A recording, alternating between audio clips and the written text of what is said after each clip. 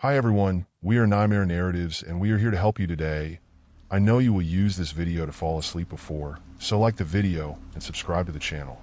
Also, where are you from and what time are you watching? Now get comfortable and relax. The night began like any other, with the faint hum of the television filling the quiet of my living room. I had settled into my usual spot on the couch, the soft glow of the screen casting flickering shadows across the walls. It was late, far later than I intended to stay up, but the show I had been watching had me glued to the seat. Something about the mindless repetition of scenes and dialogue soothed my racing thoughts after a long day. The rest of the world was asleep, and I relished the quiet solitude of these late hours. As I sat there, half watching the program and half dozing off, I felt an odd sensation creep over me. It wasn't immediate, but a subtle discomfort, like the faint pressure of eyes on my back. My skin prickled, and I shifted uncomfortably, chalking it up to the eerie ambience of the show. Still, the feeling persisted, nagging at the edge of my consciousness. I told myself I was just tired, my mind playing tricks on me. The TV screen flickered, momentarily going black as the scene changed. In that split second of darkness, something caught my eye, something in the reflection. My heart skipped a beat, my breath catching in my throat. It was subtle, barely noticeable, but I was sure I had seen it, a face. Not mine, not a trick of light, but a distinct, chilling face staring back at me from the screen. I froze, my pulse quickening. Was it just a hallucination? A product of my overactive imagination? I blinked, my eyes scanning the room, expecting to see nothing out of the ordinary. Everything was exactly as it had been moments before. Empty, silent. Yet, I couldn't shake the feeling that I wasn't alone. I leaned forward, my eyes fixed on the TV, trying to rationalize what I had just seen. Maybe it was just a reflection of the show, or perhaps something in the room had caught the light in a strange way. But deep down, I knew that wasn't the case. My gut told me something was wrong, very wrong. Another scene change, another brief flicker of blackness. This time, I was ready, my eyes glued to the screen. And there was again, the face. Clearer this time, more defined. It wasn't human, at least not entirely. The features were distorted, stretched in a way that made my stomach churn. The eyes, hollow and dark, bore into mine with a malevolence that sent a shiver down my spine. I shot up from the couch, my heart pounding in my chest. Adrenaline surged through my veins as I stood there, staring at the TV, unsure of what to do next. I grabbed the remote and turned the television off, plunging the room into darkness. For a moment, the silence felt oppressive, pressing down on me from all sides. But the unease didn't fade. If anything, it grew stronger. I paced around the room, trying to calm myself, but my mind kept replaying the image of that face over and over. I couldn't shake the feeling that I had been watched, that whatever I had seen wasn't just a trick of the light. Minutes passed, though they felt like hours, and I finally worked up the nerve to turn the TV back on. I had to know. Maybe it was all in my head. Maybe I was overtired and imagining things. The screen flickered to life, filling the room once again with its familiar glow. I stared at it, waiting, expecting the face to reappear. But nothing happened. The show resumed, the characters talking and laughing as if nothing had changed. Relief washed over me, though it was short-lived. The gnawing sensation of being watched hadn't left me. I could still feel it, lurking just out of sight, waiting for the right moment to make itself known again. I turned off the TV and headed to bed, but sleep didn't come easily. My thoughts raced, looping back to that face in the screen. Who, or what had I seen? And why did it feel so real? As I lay there, staring up at the ceiling, I couldn't shake the feeling that this was only the beginning. Something had shifted in my world that night, something that couldn't be easily explained or forgotten. The next morning, I tried to convince myself it had all been a dream. After all, I had been exhausted, half asleep on the couch. Maybe my mind had played tricks on me, conjuring up images that didn't exist. But as the day wore on, the unease lingered, settling deep in my chest like a weight I couldn't lift. I avoided the living room for most of the day, too unsettled to even glance at the TV. But as night fell, the memories of the previous evening crept back in. I found myself standing in the doorway, staring at the darkened screen. Part of me wanted to ignore it, to pretend nothing had happened. But a stronger, more curious part of me couldn't let it go. I needed to know what I had seen, if it was real, or if I was losing my mind. Slowly, I approached the TV, my reflection faintly visible in the dark screen. My heart raced as I reached for the remote, my hand trembling. With a deep breath, I pressed the power button, bracing myself for whatever might happen next. The screen flickered to life once more. As the television powered on, the familiar light filled the room again, but this time it felt different. The air around me felt heavy, dense with an unseen presence that I couldn't explain. My heart pounded as I scanned the screen, watching intently, waiting for that face to reappear. But the moments stretched on, and there was nothing, just the regular programming I had left on from the night before. I sighed, trying to calm my racing mind. Perhaps it had been nothing, just a fleeting figment of my imagination. But the uneasy feeling still gripped me. I couldn't just dismiss what had happened. My instincts told me there was something more to it, something lurking beneath the surface of what I could perceive. As I stood there, staring blankly at the screen, my eyes began to pick up on something subtle yet unnerving. It was in the edges of the reflection, barely visible, like a shadow hovering just beyond the frame. At first, I thought it was a trick of the light, but the more I focused on it, the more it seemed to move, to shift ever so slightly.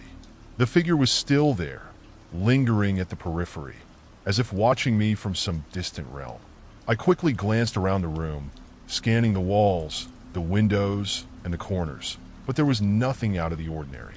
Yet when I looked back at the TV, the shadow remained, a faint outline hovering in the reflection. My pulse quickened again, a wave of dread washing over me. I turned off the TV in a hurry, plunging the room into silence. But the sensation didn't leave me. It was as if the figure had etched itself into my mind, its presence lingering even without the screen's glow. I sat down on the edge of the couch, trying to process what I had just witnessed. Was I losing my grip on reality, or was there something more sinister at play? That night, sleep eluded me once again. Every time I closed my eyes, I saw the outline of that figure, its hollow, featureless face staring back at me. I tossed and turned, my mind racing with questions I couldn't answer. Who was it? What did it want? And why was it appearing through my TV? Morning came, and with it a brief sense of relief.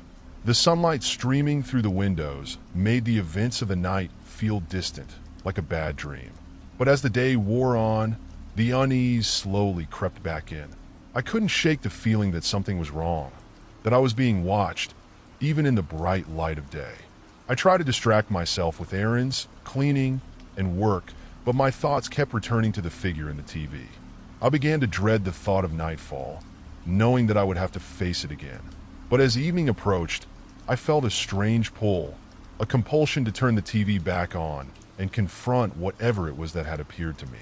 As the sun dipped below the horizon, I found myself once more in front of the television, remote in hand.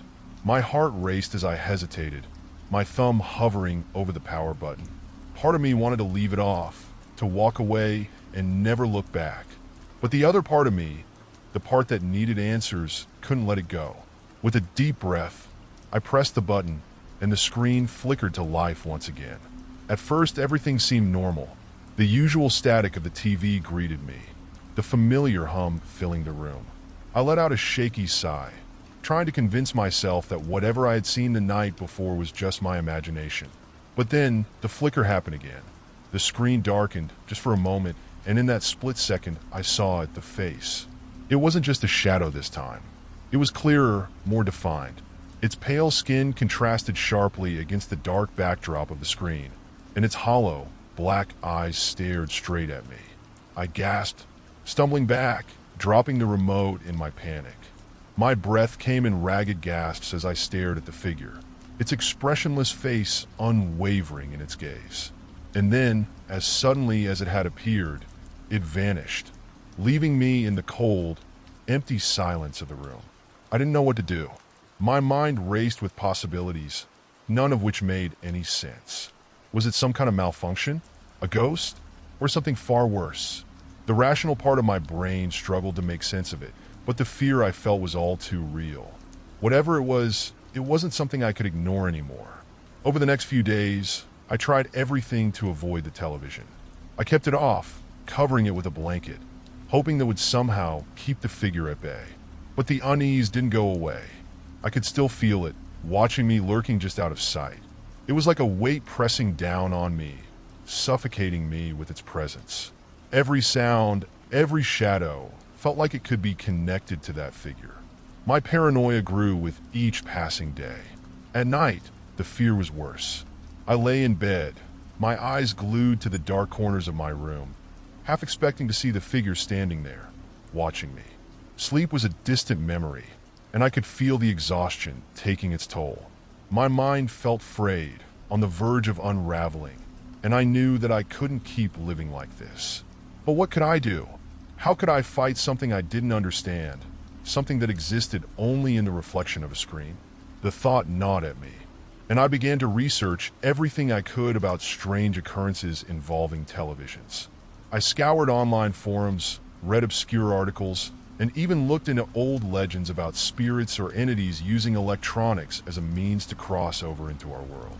The stories I found were chilling, but none of them quite matched what I had experienced. And then I stumbled upon something that made my blood run cold, a thread on a forgotten corner of the internet. It spoke of an old urban legend, one that had been passed down for generations, about a malevolent spirit that could manifest through reflective surfaces, particularly mirrors and screens. The more you interacted with it, the stronger its connection to our world became. Once it had enough of a foothold, it could break through entirely.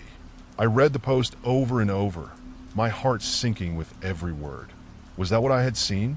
Had I somehow allowed this thing into my home by watching it through the TV? The more I thought about it, the more it made sense.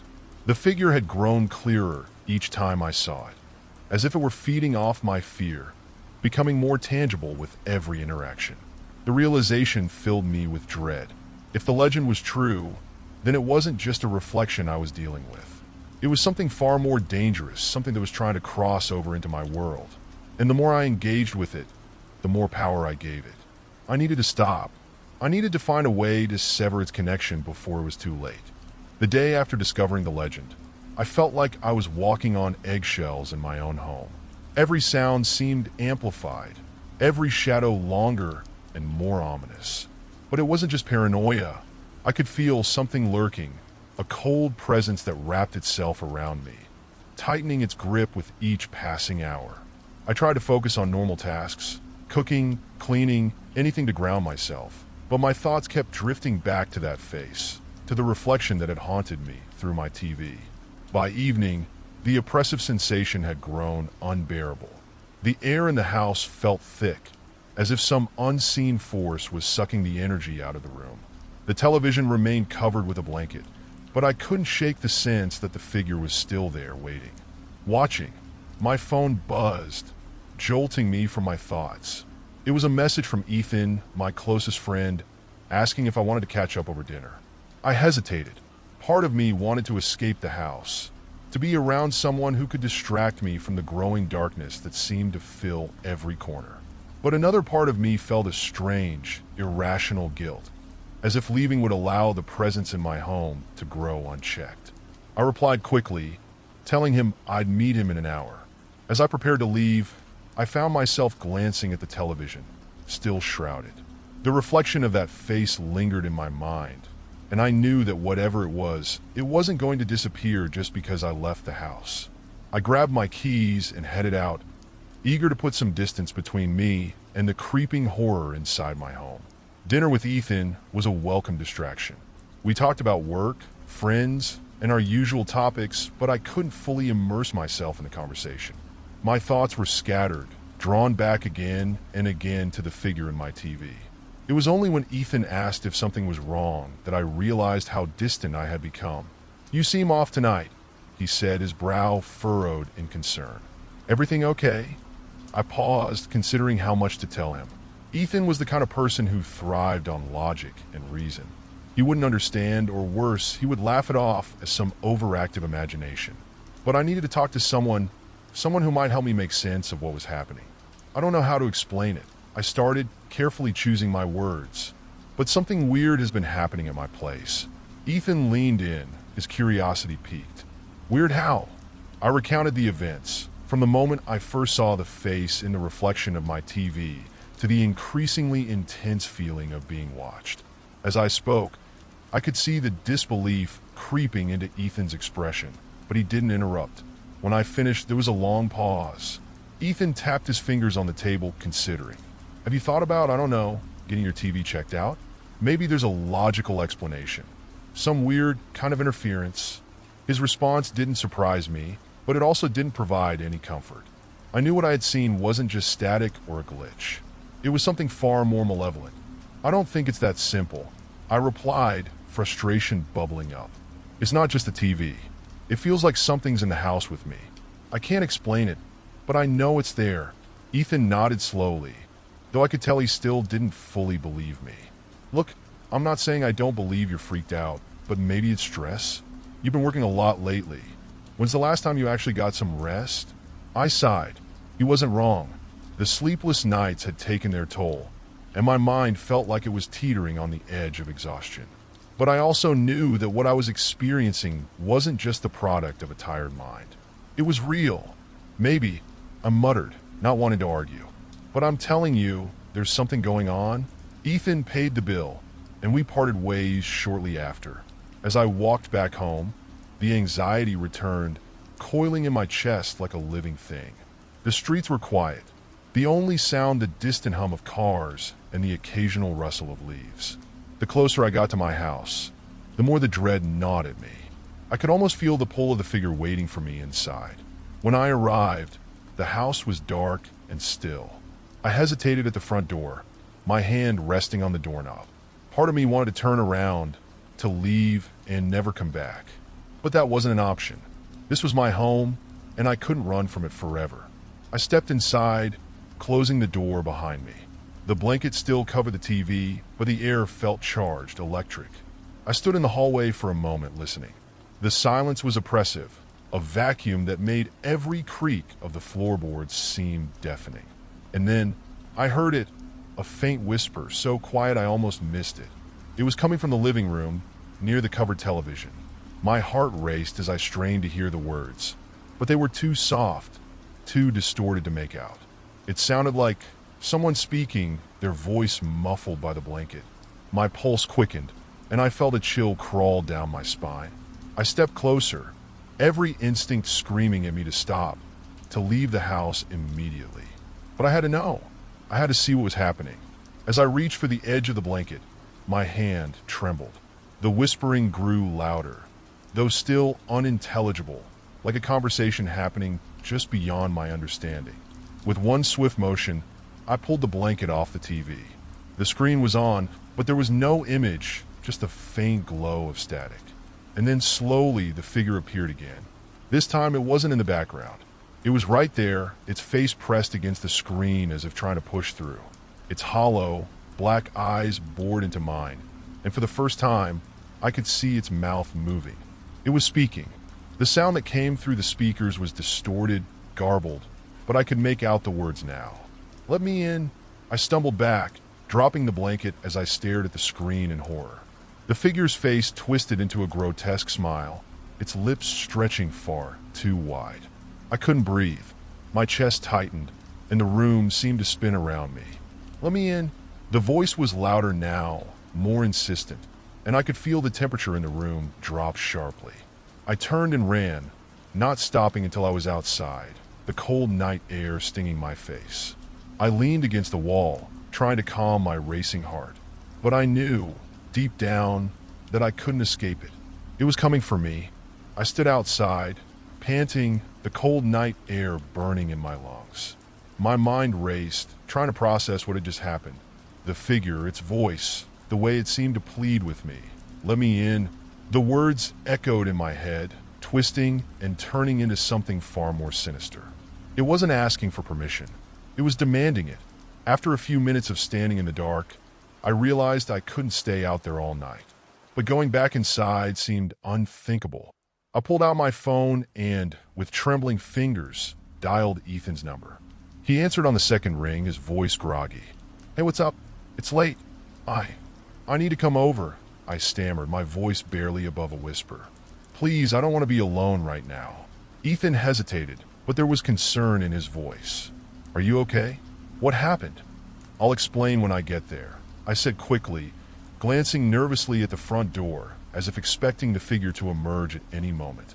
"I just need to get out of here." There was a brief pause, then Ethan sighed. "All right, I'll leave the door unlocked." I hung up and practically ran to my car, the sense of being watched growing stronger with every step.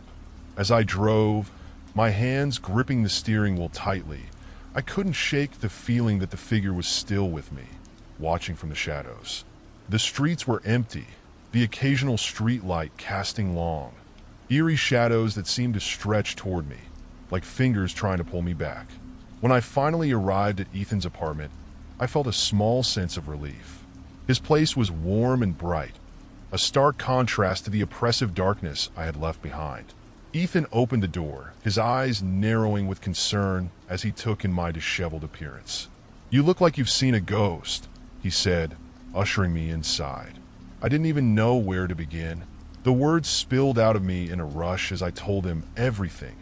The figure, the voice, the way it seemed to be trying to reach me. Ethan listened quietly, his expression unreadable. When I finished, he rubbed his chin thoughtfully. "I still think it could be stress," he said carefully. "Maybe you're seeing things because you're exhausted." I could see the doubt in his eyes. It made sense. The logical part of me wanted to believe that too. But deep down, I knew this wasn't just some hallucination or stress-induced vision. I wasn't imagining the figure in the TV. I wasn't imagining the voice. "You don't believe me," I said, my voice flat. "I believe you're scared," Ethan said, choosing his words carefully. "But I also think you need to take a step back and consider all possibilities. Maybe it's not some ghost or demon. Maybe there's a rational explanation." I stared at him, feeling a flicker of frustration. How could he not see what was happening? But I didn't have the energy to argue. "Fine," I muttered, sinking onto his couch. "But something's in my house, Ethan. I don't care what you call it." "Is there?" Ethan sighed and sat down beside me. "Look, why don't you crash here tonight? Get some rest, clear your head. Tomorrow, we can go back to your place and check it out. Together." I nodded, too exhausted to argue. "You okay?" The rest of the night passed in a blur. I lay awake on Ethan's couch, staring at the ceiling, my mind replaying the events of the day over and over. Every time I closed my eyes, I saw the face again, its hollow eyes, its twisted grin. And that voice. "Let me in." Eventually, exhaustion won out, and I drifted into a restless sleep. But even in my dreams, there was no escape. The figure was there, lurking in the shadows, always just out of sight. I could feel its presence, hear its whispering voice, but no matter how fast I ran, it was always right behind me. I woke with a start, my heart pounding. It was still dark outside, and for a moment, I didn't know where I was. The unfamiliar surroundings made my stomach churn with unease. I rubbed my eyes and glanced at the clock. It was just past 3 a.m. Ethan's apartment was silent. I sat up, trying to shake off the lingering remnants of my nightmare. But then, I heard it, a faint sound, barely audible over the stillness of the room. At first, I thought I was imagining it, but as I listened, it grew louder, clearer. It was the same voice. "Let me in." My blood ran cold. I stood up, every nerve in my body on high alert. The voice wasn't coming from the TV this time. It was coming from somewhere deeper, somewhere close. I crept through the apartment, my heart pounding in my chest. The voice grew louder as I approached Ethan's bedroom. My hand hovered over the door handle, dread coiling in my stomach. I knew I shouldn't open it. I knew whatever was inside wasn't Ethan, but I couldn't stop myself. I turned the handle slowly and pushed the door open. Ethan lay on his bed, his back to me. The room was dark, the only light coming from the faint glow of his alarm clock. I could still hear the voice, low and insistent, as if it were coming from right beside him. My pulse raced as I stepped closer, dread settling deep in my bones. And then Ethan turned to face me. His eyes were wide, his face pale, but it wasn't Ethan. It was the figure, the same hollow-eyed creature from the reflection of my TV. Its lips curled into that same grotesque smile as it whispered again, louder this time. "Let me in!" I stumbled back, my throat tightening with fear.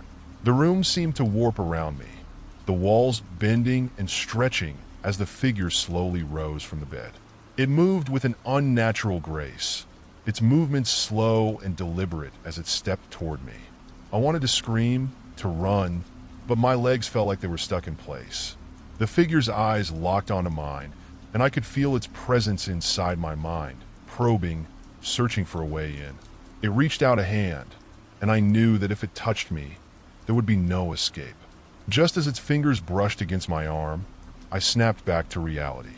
I was standing in Ethan's living room, the door to his bedroom still closed. My heart was pounding, my skin cold with sweat. It had been a dream, but the voice lingered, echoing in the back of my mind. "Let me in." I backed away from the door, my hands shaking. Whatever this thing was, it wasn't just in my house. It was following me, and it wouldn't stop until I let it in. The next morning, I woke up disoriented, my head pounding from a restless night of nightmares.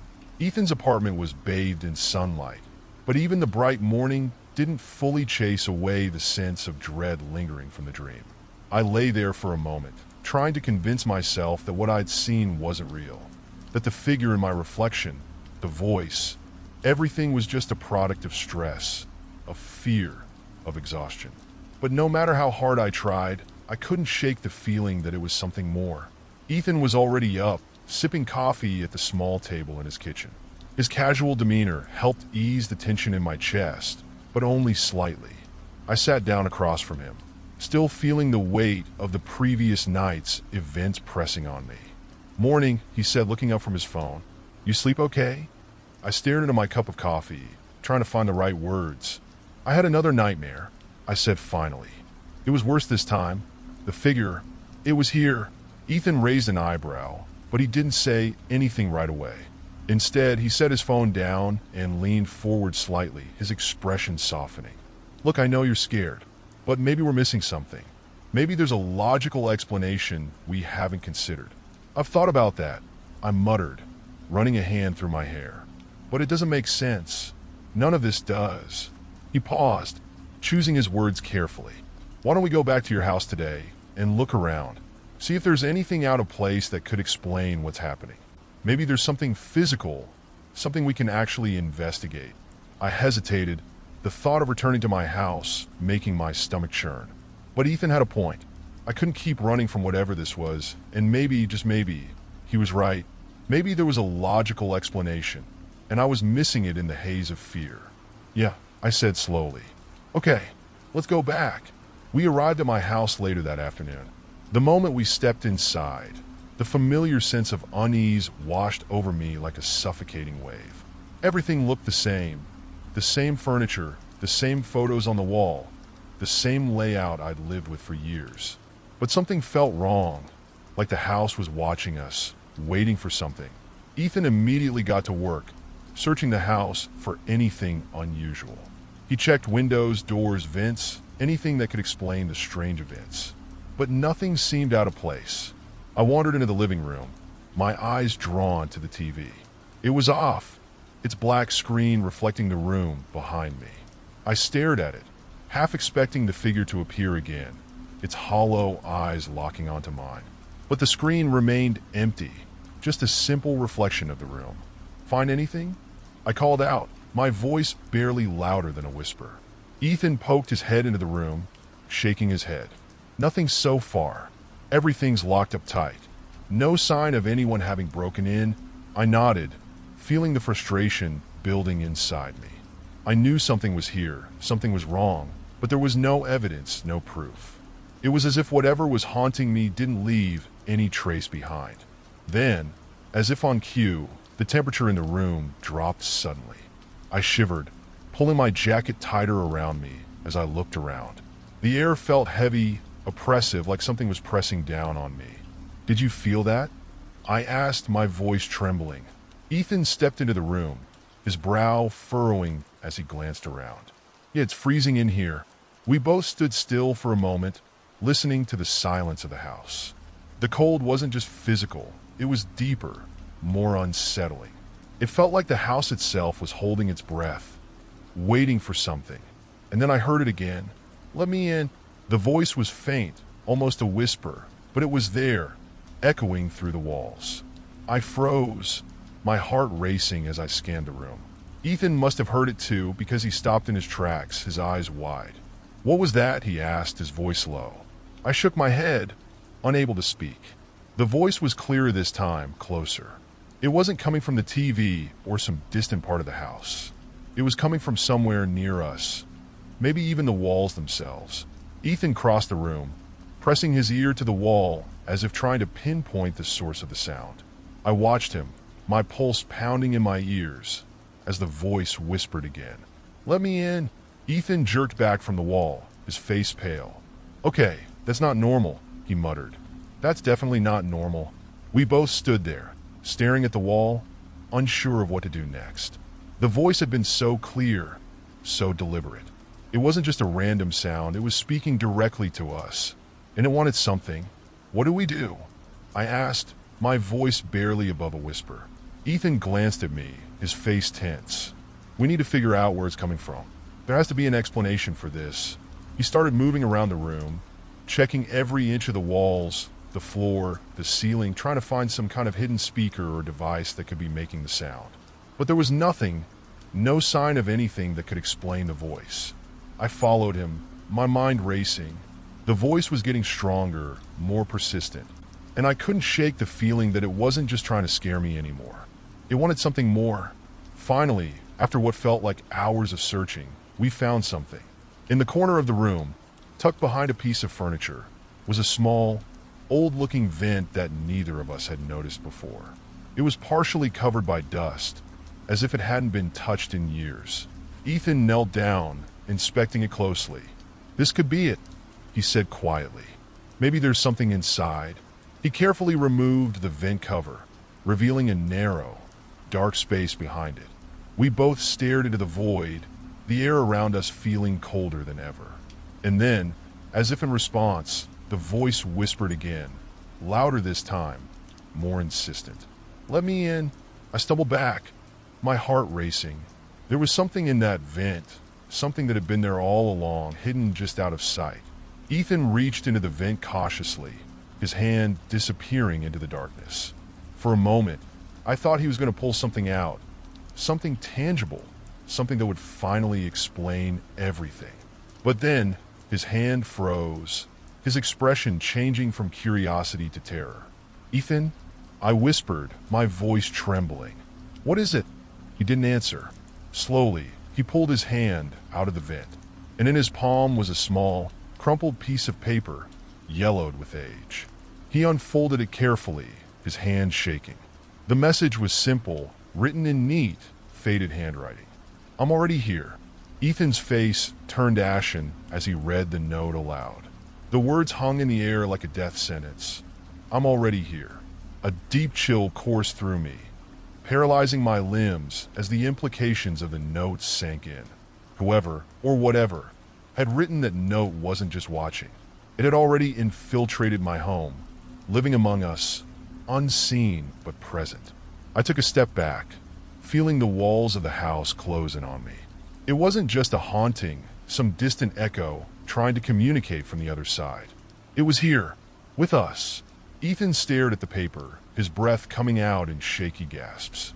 He quickly stuffed the note into his pocket, as if hiding it would make it less real. But I could tell from the look in his eyes that he was just as frightened as I was.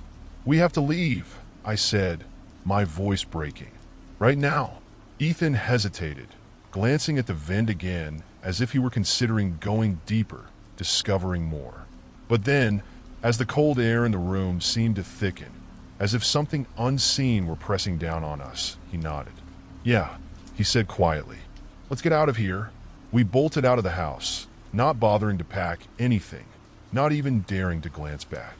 The oppressive weight of the house had become unbearable, and all I wanted was to put as much distance between me and that place as possible. The cool night air hit my skin like a lifeline, and I gasped for breath as if I'd been suffocating inside. We piled into Ethan's car, my hands trembling as I fumbled with the seatbelt. Ethan turned the ignition, and the engine roared to life. The headlights sliced through the darkness, illuminating the driveway as we sped off, leaving the house behind us. My heart pounded in my chest, the adrenaline coursing through my veins in waves of terror and relief. For several long minutes, neither of us spoke. The road stretched out ahead, winding through the empty streets of the neighborhood, the silence only broken by the hum of the car's engine. I kept glancing in the rearview mirror, half expecting to see something or someone following us. But the road behind us remained empty, as still and eerie as the house we had just fled. "Where do we go?" Ethan finally asked, his voice tight with tension. "We can't just drive around all night." I didn't know. I hadn't thought that far ahead. My mind was still reeling from the note, from the realization that something was in my house, lurking in the shadows. There was no way I could go back, but there was nowhere else to go. Maybe a hotel? I suggested weakly. "Just for the night. We can figure out what to do tomorrow." Ethan nodded, his knuckles white as he gripped the steering wheel. "Yeah, a hotel. Good idea." We drove in silence for another 10 minutes until we found a small, run-down motel on the outskirts of town. It wasn't much, just a few rooms and a flickering neon sign, but it was enough. As long as we weren't at my house, I didn't care where we stayed. Ethan checked us in, and we hurried into the room, locking the door behind us. The motel was quiet, almost eerily so, the thin walls doing little to block out the sounds of the highway nearby. But at least it felt safe, or safer than my house. I collapsed onto the bed, my body exhausted from the day's events. Ethan sat down in the chair by the window, staring out into the night. The note still weighed heavily on our minds, the words etched into my memory like a scar. "I'm already here. What do you think it means?" I asked, my voice barely above a whisper. Ethan didn't answer right away. He kept his eyes on the darkened parking lot outside, his face unreadable. After a long moment, he sighed and turned to look at me. "I don't know," he admitted. "But whatever it is, it's been watching you for a long time. Maybe it's always been there." The thought sent a shiver down my spine. The idea that something had been living in my house, lurking just out of sight for who knows how long. It was almost too much to bear. My mind raced, trying to piece together the events of the last few weeks, the strange occurrences that had led us to this moment. The figure in the TV, the voice, the freezing cold in my house. Had it all been building to this? Had the entity been trying to make itself known? Or had it just been toying with me? "I don't understand," I said, frustration lacing my words. "Why me? Why my house?" Ethan shook his head. "I don't know, but we need to figure this out. There has to be some reason for all of this, and I'm not going to let it keep you trapped like this." His determination was comforting, but it didn't change the reality of the situation. The entity, whatever it was, wasn't going to just disappear. It had claimed my home as its own, and I had no idea how to fight something I couldn't even see. We stayed up late into the night, talking through every possibility, every theory. But no matter how hard we tried, we kept coming back to the same terrifying conclusion. There was no logical explanation for what was happening, and there was no clear way to stop it. Eventually, exhaustion overtook me, and I fell into a fitful sleep, my dreams plagued by shadows and whispers. I woke several times throughout the night, my heart racing, convinced that the figure was standing over me, watching. But each time I opened my eyes, the room was empty. When morning finally came, I was no closer to understanding what was happening. But one thing was clear: I couldn't go back to that house. Not until I knew how to fight whatever was inside. As we packed up to leave the motel, Ethan grabbed the note from his pocket, unfolding it one last time. His eyes scanned the faded handwriting, and then, without a word, he crumpled it up and threw it into the trash. "We're not letting it win," he said firmly. "We'll figure this out. But first, we need help." I nodded, trusting him even though I didn't know where to turn. Together, we left the motel, the faint hope of answers propelling us forward. But as we drove away, I couldn't shake the feeling that the battle had only just begun. And somewhere, deep in the shadows, I knew that it was still watching. The drive away from the motel felt heavy, as if we were leaving something unfinished, something unresolved. Ethan was focused on the road, but his tense grip on the steering wheel betrayed his unease. I stared out the window, the events of the last few days replaying in my mind like a never-ending loop. The note, the chilling cold in my house, the strange figure I had glimpsed through my TV, all of it pointed to something far more sinister than I could comprehend. The sense of being watched hadn't left me, not even here, miles away from my home. I glanced at Ethan. His jaw was clenched, his eyes darting occasionally to the rearview mirror as if expecting to see something. Someone following us. After about 30 minutes, he broke the silence. "We can't keep running," he said, his voice low. "If we don't figure out what's going on, it'll follow us wherever we go." I nodded, feeling a pit of dread settle in my stomach. Ethan was right. Whatever was haunting me wasn't tied to my house. It was tied to me. And if it had already infiltrated my home, there was no guarantee it couldn't reach me wherever I went. "So, what's the plan?" I asked, hoping he had a solution that I hadn't thought of. Ethan glanced at me, his expression grim. "We need to find someone who knows how to deal with this kind of thing. I've been doing some research, and there's a woman, an expert in paranormal investigations. She's dealt with cases like this before." A paranormal investigator? I wasn't sure whether to be relieved or more terrified. The idea of seeking out help from someone who specialized in ghosts and hauntings felt like an admission that this was real, that what we were dealing with wasn't just in my head. But after everything that had happened, I couldn't deny it anymore. This was real, and I needed help. "What's her name?" I asked. "Sylvia Crane," Ethan replied. "She lives in a small town about 2 hours from here. If anyone can help us, it's her." I didn't argue. At this point, I was willing to try anything if it meant getting answers. So, we headed in the direction of Sylvia Crane, hoping that she could shed some light on the nightmare that had taken over my life. The drive felt like it stretched on forever, the tension between us thickening with every passing mile. Neither of us spoke much, both lost in our thoughts. I kept my eyes trained on the road ahead, but every now and then I would catch a glimpse of something out of the corner of my eye, a flicker of movement in the distance, or a shadow that seemed to dart out of sight as soon as I looked directly at it. By the time we reached Sylvia's town, the sun had started to dip below the horizon, casting long shadows across the landscape. The town itself was small and unassuming, with narrow streets lined with old houses and a handful of local shops. It didn't look like the kind of place where people dealt with supernatural horrors, but maybe that was the point. Sylvia Crane had probably seen her fair share of strange things, and I hoped that whatever knowledge she had would be enough to help us. We pulled up to a small, weathered house at the edge of town. It was tucked away behind a row of towering trees, giving it an isolated, almost eerie feel. The windows were dark, and there was no sign of life inside. Ethan cut the engine, and we sat in the car for a moment, neither of us moving. "This is it," Ethan said finally, his voice barely above a whisper. I swallowed hard, my nerves fraying at the edges. "Do you think she'll believe us? If she's dealt with this kind of thing before, she will." We got out of the car and approached the front door. I felt a knot of anxiety tighten in my chest as we knocked, the sound echoing in the stillness of the evening. A few moments passed before we heard the faint creak of footsteps approaching from inside. The door opened slowly, revealing a woman in her late 50s with short, silver hair and sharp, intelligent eyes.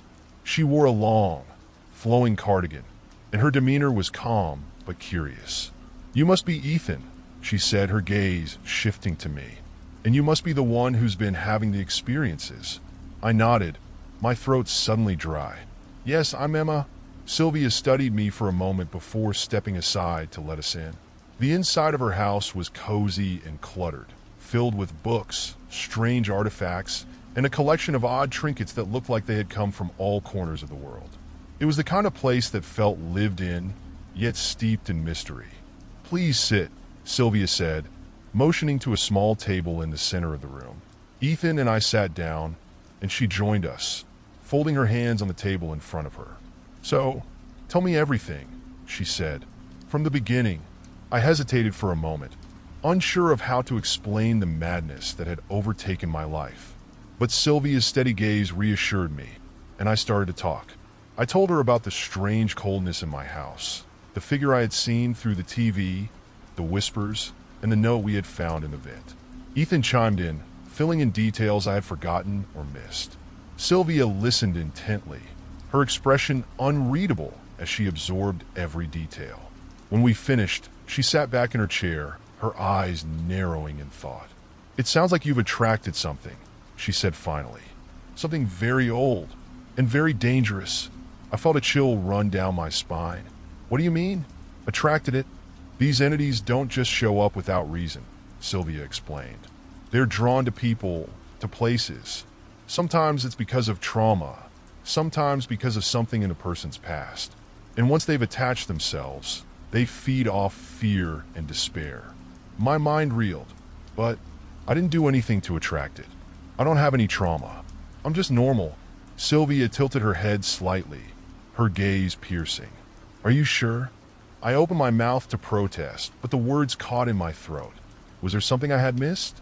Something from my past that had opened the door to this entity? Sylvia stood up, walking over to a bookshelf and pulling out a thick, leather-bound book. She flipped through the pages before stopping at a particular passage. "There's a ritual," she said, her voice grave. "A way to sever the connection between you and the entity. But it's not without risk." "What kind of risk?" Ethan asked, leaning forward. Sylvia closed the book, her expression serious. "If the ritual isn't done correctly, the entity could grow stronger, more dangerous, and it will not take kindly to being cast out." A heavy silence fell over the room. I looked at Ethan, searching his face for reassurance. But he looked just as uncertain as I felt. "What do we need to do?" I asked, my voice barely above a whisper. Sylvia set the book down on the table. "We'll need to perform the ritual at your house, at the heart of where the entity has made its presence known. And we'll need to do it tonight, before it gets any stronger." The thought of returning to my house sent a wave of dread through me. But I knew there was no other choice. If we didn't face this thing head on, it would continue to torment me, and I couldn't live like that any longer. "Okay," I said, my voice trembling. "Let's do it." Sylvia nodded, her face grim.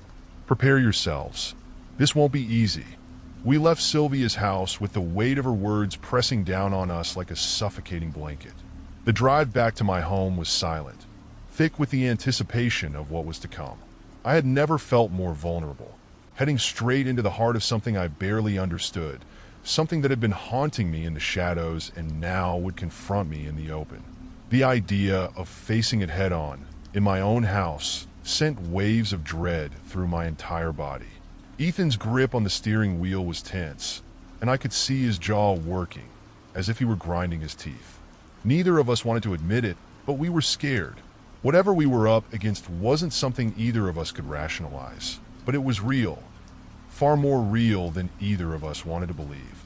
We both knew that tonight could either bring us answers or plunge us deeper into a nightmare we wouldn't escape.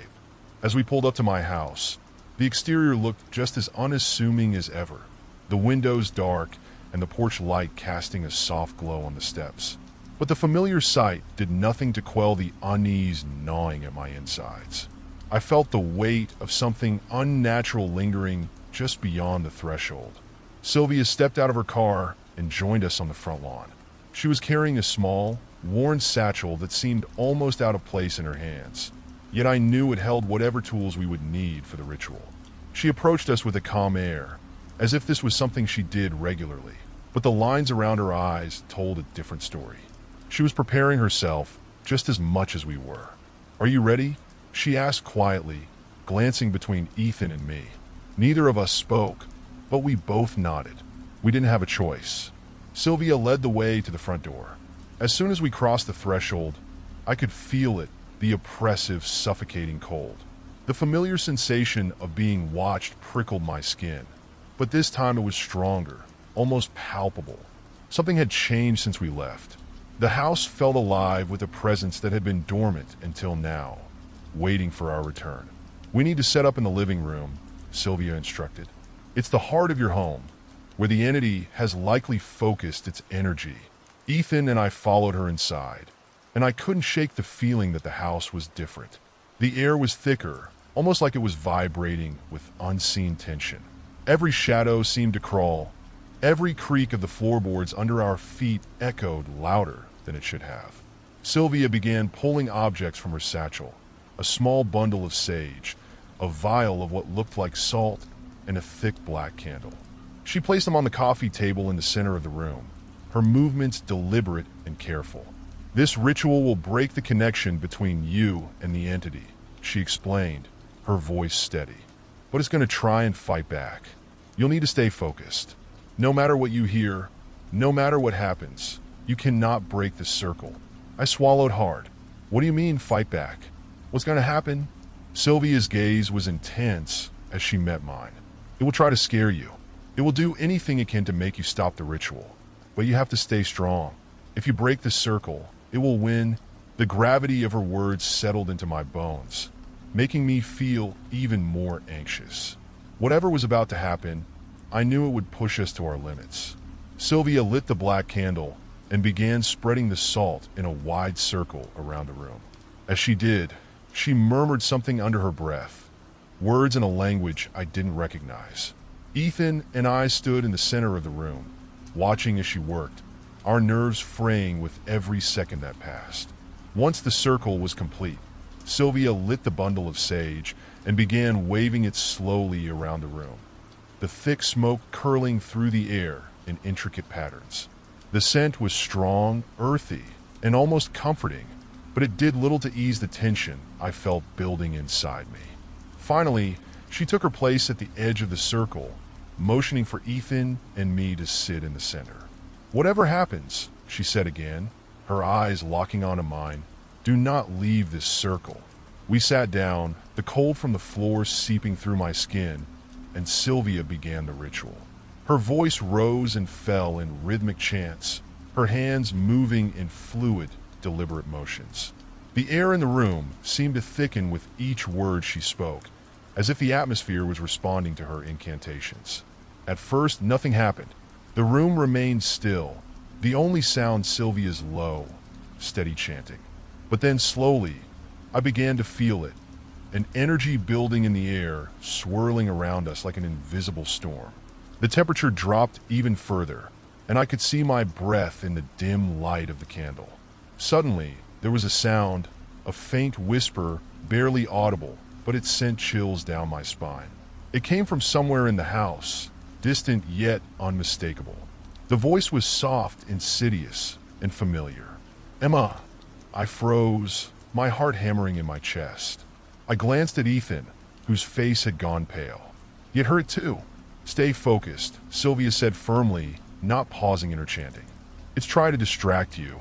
The whisper came again, this time closer, more insistent. Emma, come find me? The voice was my own. I clenched my hands into fists, fighting the urge to get up, to search for the source of the voice. I knew it wasn't real, couldn't be real, but the sound of my own voice echoing through the house was unnerving, like something out of a nightmare.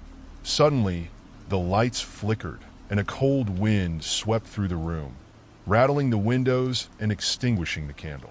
The darkness was immediate and all-consuming, swallowing us in an instant.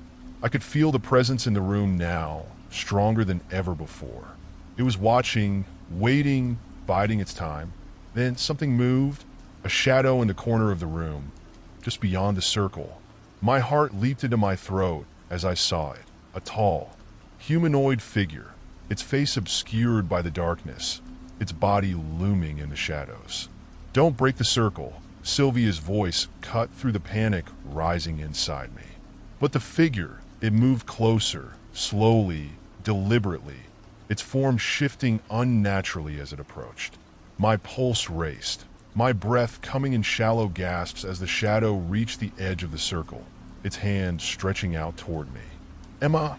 The whisper was in my ear now, impossibly close, but I forced myself to stay still, to keep my focus on Sylvia's voice. And then, as suddenly as it had started, the presence was gone. The The lights flickered back on, and the oppressive weight that had been bearing down on us lifted. Sylvia stopped chanting, her face pale but resolute. "It's done," she said, her voice breathless. "The connection is severed." I collapsed back onto the floor, my body trembling with relief. But even as the tension began to drain from me, I couldn't shake the feeling that it wasn't truly over. I glanced toward the corner of the room where the figure had stood, but it was gone, leaving only an eerie stillness behind. For now, it seemed we had won, but deep down, I knew that whatever had haunted me wasn't gone for good. It was still out there, waiting, and one day it would return. If you like the story, don't forget to subscribe and like the video. Let's begin the next story. It started on an ordinary evening, one of those nights where the monotony of daily life felt almost comforting. I had returned from work, tired but content to sink into the familiarity of my evening routine. The house was quiet, the kind of peaceful quiet that wraps around you like a blanket, especially after a long day. The air inside my bedroom was cool, the kind of crispness that felt fresh after a warm shower. I was ready to unwind, flipping through the channels on my TV aimlessly, not really watching anything in particular. As I lay there, the gentle hum of the TV in the background, something odd caught my attention. It was a sound. At first I thought it was just the TV, perhaps some strange dialogue in the show playing. But this wasn't coming from the TV. It was too soft, too distant. I turned down the volume to be sure, and that's when I heard it more clearly. A faint voice, almost like a whisper, coming from the closet at the far end of my room. I froze, the remote still in my hand, my body tense. I strained to hear, the silence in the room now heavy, oppressive. There was again a barely audible murmur, but definitely a voice. My breath hitched as I tried to make out the words, but they were too faint, too distorted by the muffled barrier of the closet door. For a moment, I considered the possibility that I was imagining things. Maybe I was tired. After all, it had been a long day. But the voice came again, soft, persistent, almost beckoning. "Help me!" I shot upright in bed, my heart pounding in my chest. It was unmistakable now. The words were clear, and they were coming from inside my closet. I stared at the closet door, my mind racing. This didn't make any sense. There was no one else in the house. I hadn't let anyone in, and the closet itself was filled with nothing but clothes, boxes of old things, and forgotten items that had long since lost their purpose. Yet, I couldn't shake the feeling that someone was in there. The voice came again, this time louder, more insistent. "Please, help me." Every instinct in my body screamed at me to run, to leave the room, the house even. But something stronger kept me rooted to the spot. A gnawing curiosity, or maybe it was a deeper sense of dread that told me I needed to know what was behind that door. My hands were shaking as I swung my legs over the side of the bed and stood. The room felt colder now, the air thick with an unnatural stillness that hadn't been there moments before. The closet door loomed in front of me, a silent sentinel guarding whatever lay behind it. With slow, measured steps, I crossed the room. Each step felt heavier than the last, my heart beating louder in my ears with every inch I got closer to the door. The whispering had stopped, but the eerie silence that followed was even worse. When I finally reached the closet, my hand hovered over the doorknob, my fingers trembling. My mind was screaming at me to turn back, to leave the door closed and forget about the voice. But I couldn't. I had to know. I gripped the knob, the cold metal sending a chill through my skin, and slowly turned it. The door creaked as it swung open, revealing nothing but darkness inside. I waited for a moment, my breath catching in my throat, but nothing happened. No voice, no movement, just the oppressive darkness staring back at me. Feeling both foolish and relieved, I fumbled for the light switch inside the closet and flipped it on. The small bulb flickered to life, casting a dim, yellow glow over the contents of the closet. Nothing seemed out of place. Clothes hung neatly on their hangers, shoes lined up on the floor, and boxes stacked in the corner, just as I had left them. But as I stood there, peering into the closet, that unsettling feeling of being watched crept over me again. I stepped inside, my eyes scanning every inch of the space. I knew it was irrational, but I couldn't shake the feeling that something was there, hiding just out of sight, waiting.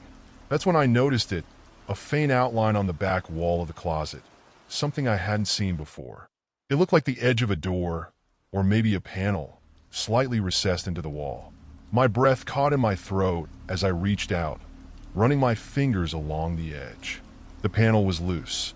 I hesitated, my heart pounding so hard I could hear it in my ears. My mind raced with all the reasons why I shouldn't open it, why I should just walk away. But my hand seemed to move on its own, tugging gently at the edge of the panel. It slid open with a soft thud, revealing a narrow, dark passageway leading deep into the wall. Before I could process what I was seeing, the voice came again, clearer now, echoing from somewhere within that hidden passage. "Help me!" I stumbled back, my mind reeling. This couldn't be real. There couldn't be a hidden passage in my closet. And there certainly couldn't be a voice, a person, trapped inside. But as I stood there, staring into the inky darkness of the passage, I knew that whatever was happening, it was far from over. The passage loomed before me, dark and foreboding.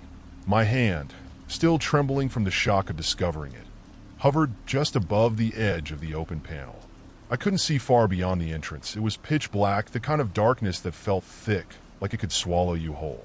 The voice had gone silent again, leaving me alone with my thoughts. I should have walked away, closed the closet door, and left that unsettling discovery behind. But my curiosity gnawed at me. I couldn't simply ignore the fact that there was a secret passage hidden within the walls of my own home. And that voice, I could still hear it echoing in my mind, pleading for help. As I stood there, my breath heavy in the silence, a series of thoughts raced through my mind. Who could possibly be behind that wall? How long had this passage been here, concealed from view? And, more importantly, why was there someone or something inside? I reached for my phone, my hand shaking as I turned on the flashlight. The bright beam cut through the darkness, revealing only the first few feet of the narrow tunnel. Beyond that, everything disappeared into shadow. There was no way to know how far it stretched or where it led. For a moment, I considered calling someone, anyone, a friend, the police, but what would I even say? I heard a voice coming from my closet, and I found a hidden passage. It sounded absurd, even to me. Instead, I took a deep breath and stepped into the tunnel. My footfalls echoed in the confined space, the sound unnaturally loud in the oppressive silence. The air was damp and stale, with a faint musty smell, like something long forgotten. The walls were rough to the touch, cold and clammy against my skin as I brushed past them. As I moved deeper into the passage, the light from my phone flickered, casting long, distorted shadows on the walls. My heart raced, every nerve in my body screaming at me to turn back, to leave whatever this was alone. But I couldn't. Something compelled me to keep going, to find out what was waiting at the end of this hidden corridor. The voice returned, this time much closer. "Help, please!" It was clearer now, almost as if whoever or whatever was calling out was just ahead, waiting for me. I quickened my pace, the narrow passage pressing in on me from all sides. The walls felt as if they were closing in, growing tighter with every step I took. Then, suddenly, the tunnel opened up into a small, hidden room. The air here was different, heavier, colder. My phone's flashlight illuminated the space, and what I saw sent a chill down my spine. The room was empty, except for a single, decrepit chair sitting in the center. The walls were covered in old, peeling wallpaper, yellowed with age, and the floor was littered with dust and debris. But that wasn't what made my stomach turn. On the far wall, written in what looked like smeared, faded chalk, were words. They were barely legible, as if they had been written years ago, but they sent a wave of dread crashing over me. "Don't let it out." I stared at the message, my mind struggling to make sense of it. What was it? And why was there a warning here, in this hidden room, behind a closet I had lived with for years? The voice came again, louder now, as if it were right next to me. "Please, help me. I'm trapped." I spun around, my flashlight darting across the room, but there was no one there. The voice was disembodied, as if coming from the very walls themselves. My pulse quickened, and I could feel a cold sweat forming on my brow. Something was wrong. Very wrong. I stepped closer to the walls, examining them more closely. There was something about the way the words were written, something frantic and desperate. And underneath the message, barely visible, was a set of small handprints pressed into the dust. They were too small to belong to an adult. A wave of nausea washed over me as I realized what I was looking at. Whoever had been here before had left in a hurry, their last desperate message a warning to anyone who might stumble upon this hidden place. And those handprints, they couldn't have been here for more than a few years. They were fresh. I backed away, my body trembling. The voice came again, now sounding almost panicked.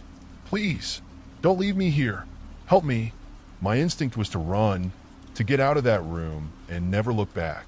But something about the voice kept me rooted in place. There was something deeply human about it, a sense of terror and pleading that I couldn't ignore. Whoever or whatever it was, they were scared, and so was I. The silence in the room was deafening now. My own breathing seemed too loud, echoing off the cold walls. The message on the wall seemed to loom larger in my mind. Don't let it out. What was it? And why was there a feeling of something ominous just beyond my understanding? The more I thought about it, the more I realized that whatever was trapped here might not be what it seemed. The voice sounded desperate, but the words on the wall warned of something far more sinister. My hands shook as I considered what to do next. Stay? Leave? The decision weighed heavily on me, and as I stood there, something in the air shifted. It was almost imperceptible at first, but the temperature dropped further, the cold seeping into my bones. The voice, once so pleading, was now eerily silent. I could feel a presence behind me. Slowly, I turned, my heart hammering in my chest, my flashlight sweeping across the room one final time. And that's when I saw it. Something was moving in the shadows, a figure standing just out of the light's reach, watching me.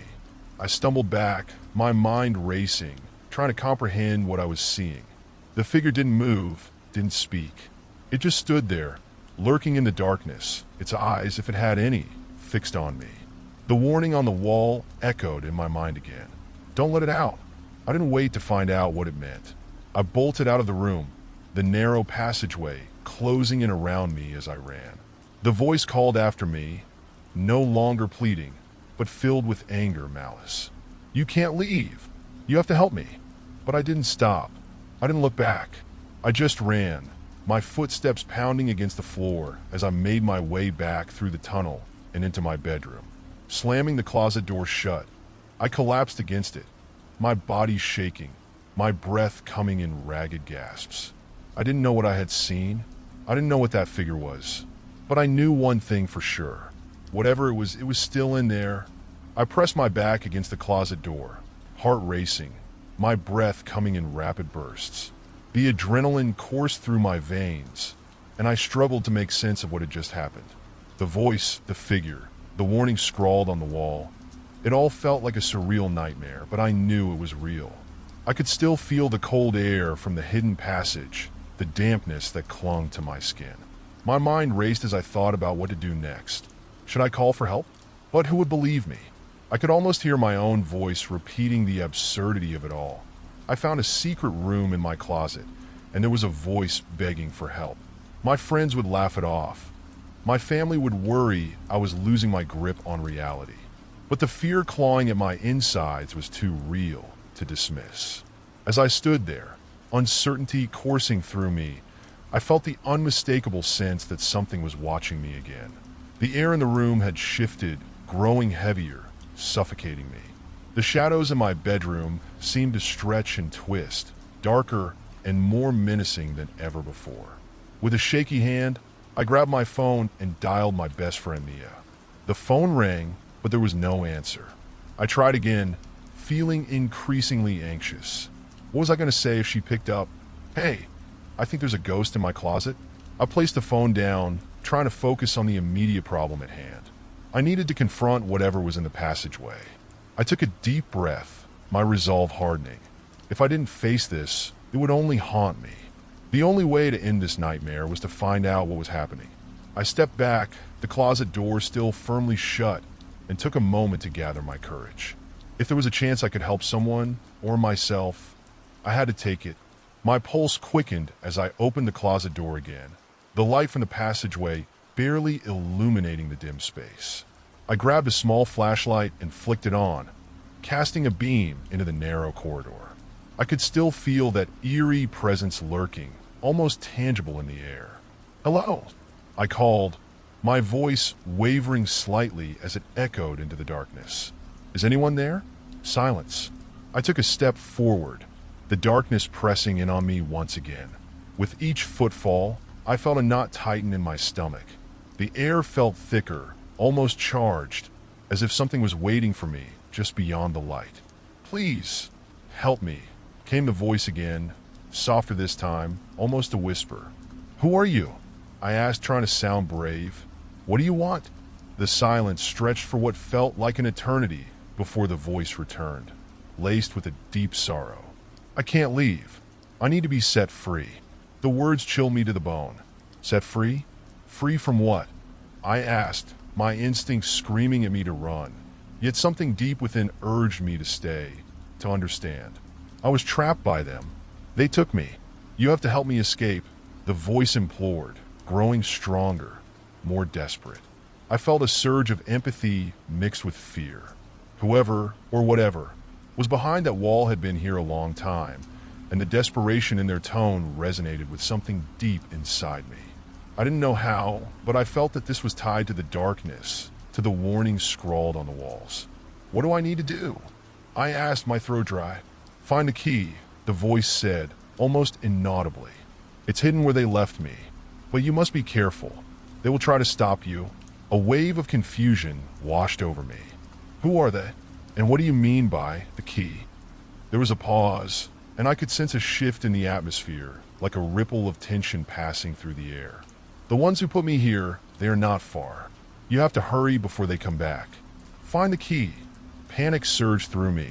I didn't want to stick around to find out who they were. But the thought of leaving without understanding was unbearable.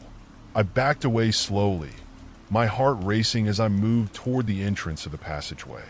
"Where do I find it? Please, just tell me where to look." But there was no answer. The voice had fallen silent again, leaving me alone in the darkness. I turned and stumbled back through the narrow passage, feeling the walls close in around me. I needed to think, to figure out what to do next. Emerging back into my bedroom, I closed the closet door firmly, leaning against it as if it were the only thing anchoring me to reality. My heart pounded as I tried to collect my thoughts. What had that voice meant by the key? Where could it possibly be? And who were they that had trapped it? My eyes wandered to the shelves that lined my room. There were boxes of childhood memories, old toys, and books I had read years ago. Something nagged at me to check the boxes, to search for a clue, anything that could point me in the right direction. I started with the first box, a worn cardboard container filled with old photographs and letters. I rifled through it, my hands shaking as I turned over the yellowed papers. A photo caught my eye, a picture of my childhood home, taken from the front yard. The sun was setting in the background, casting a warm glow over everything. But there was something odd about it. I leaned closer, noticing a dark shadow lurking near the edge of the frame. My stomach dropped. Had I missed something all these years? The figure was vague, but it seemed eerily familiar, as if I had seen it somewhere before. I shoved the photo back into the box and moved to the next one. This one was heavier, filled with trinkets and mementos from my childhood. I dug through the contents, feeling an increasing sense of urgency. The voice was still echoing in my mind, urging me to find the key. Finally, I reached the bottom of the box and pulled out a small, rusted key. It glinted dully in the light, and I felt a strange pull toward it. This had to be it, the key to whatever was hidden away in that passage. But as I held it, a wave of dread washed over me. Would using this key unlock something I truly wanted to find? I glanced toward the closet, half expecting to see that shadowy figure waiting for me again. The voice was growing louder in my mind, demanding attention. "Help me!" I took a deep breath, my mind racing. Whatever was waiting in that hidden room, I had to confront it. With the key in hand, I returned to the closet, the weight of the unknown pressing heavily on my chest. As I opened the door, the darkness loomed before me again, and I felt an unshakable sense of determination. I had come too far to turn back now. I needed answers. With the flashlight in one hand and the key in the other, I stepped back into the passage, the weight of my decision hanging heavy in the air. With each step deeper into the passage, the air felt colder, the shadows growing thicker around me. My heart pounded, the sound echoing in my ears like a war drum, drowning out any rational thoughts.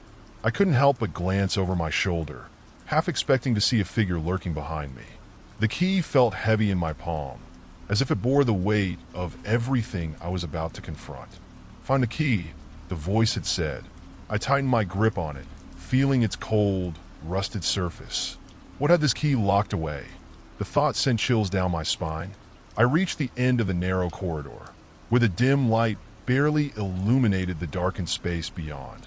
The walls were lined with cobwebs, thick and heavy, as if they had been woven to keep intruders at bay.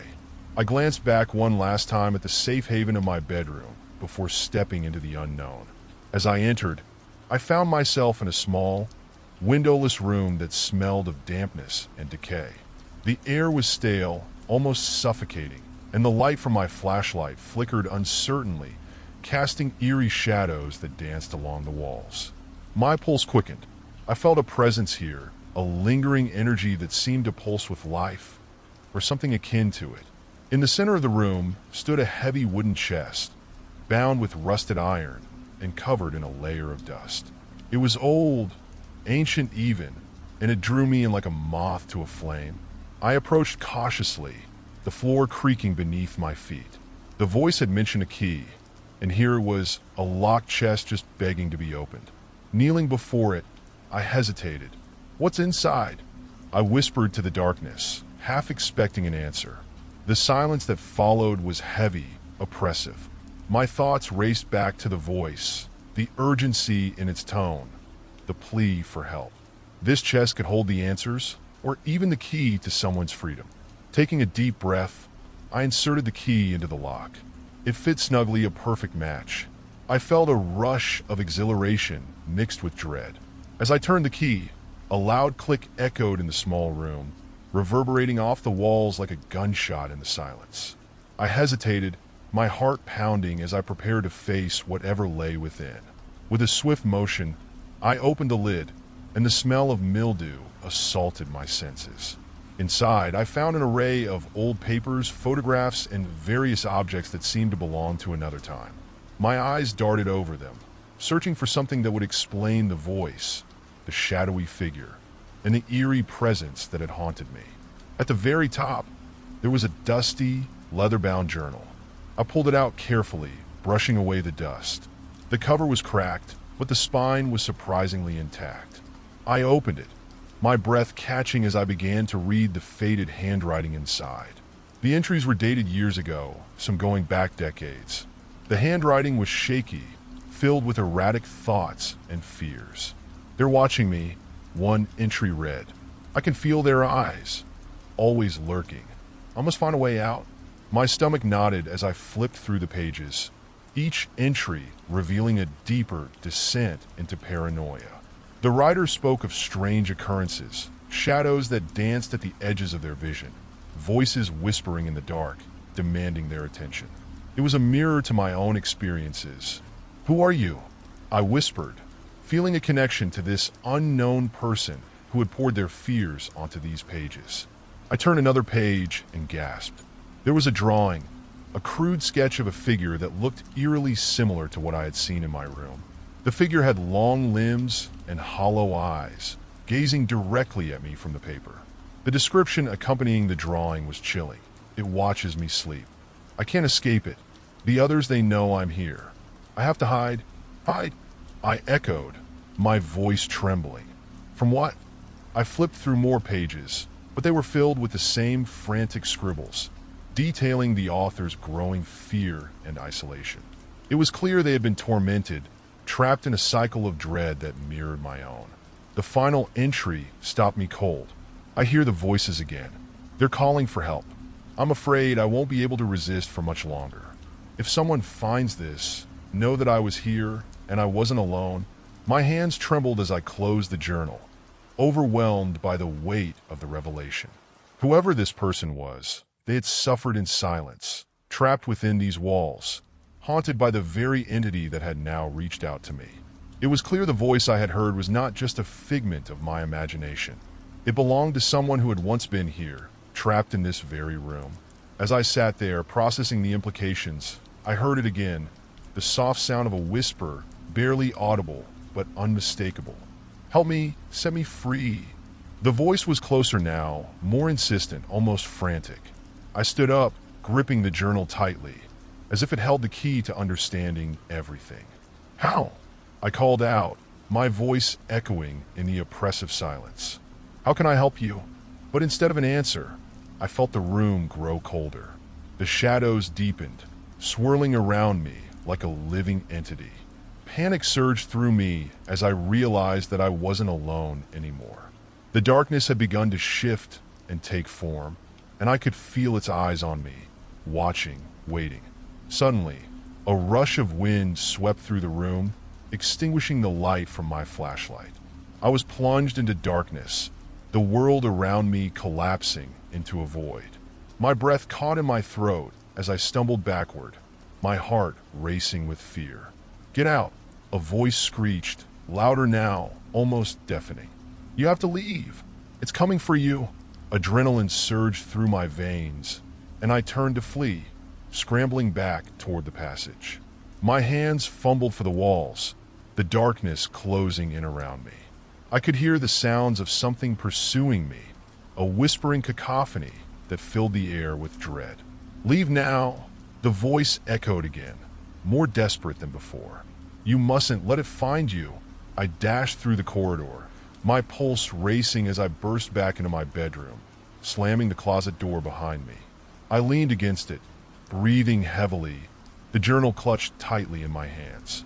I could still hear the whispers seeping through the cracks, urging me to heed their warning. But as I gathered my thoughts, I knew one thing for certain. Whatever had happened in that room, whatever had trapped the voice within those walls, was now reaching for me. The realization hit me like a cold wave. I needed to understand what was happening before it was too late. I glanced down at the journal, knowing that the answers lay within its pages. This was just the beginning, and I would uncover the truth behind the shadows that haunted not only my home, but my very existence. The darkness would not claim me. I would fight back. After the harrowing escape from the darkened room, I sat on the edge of my bed, heart still racing, adrenaline pumping through my veins. The journal lay open beside me, its pages whispering secrets that begged to be unearthed.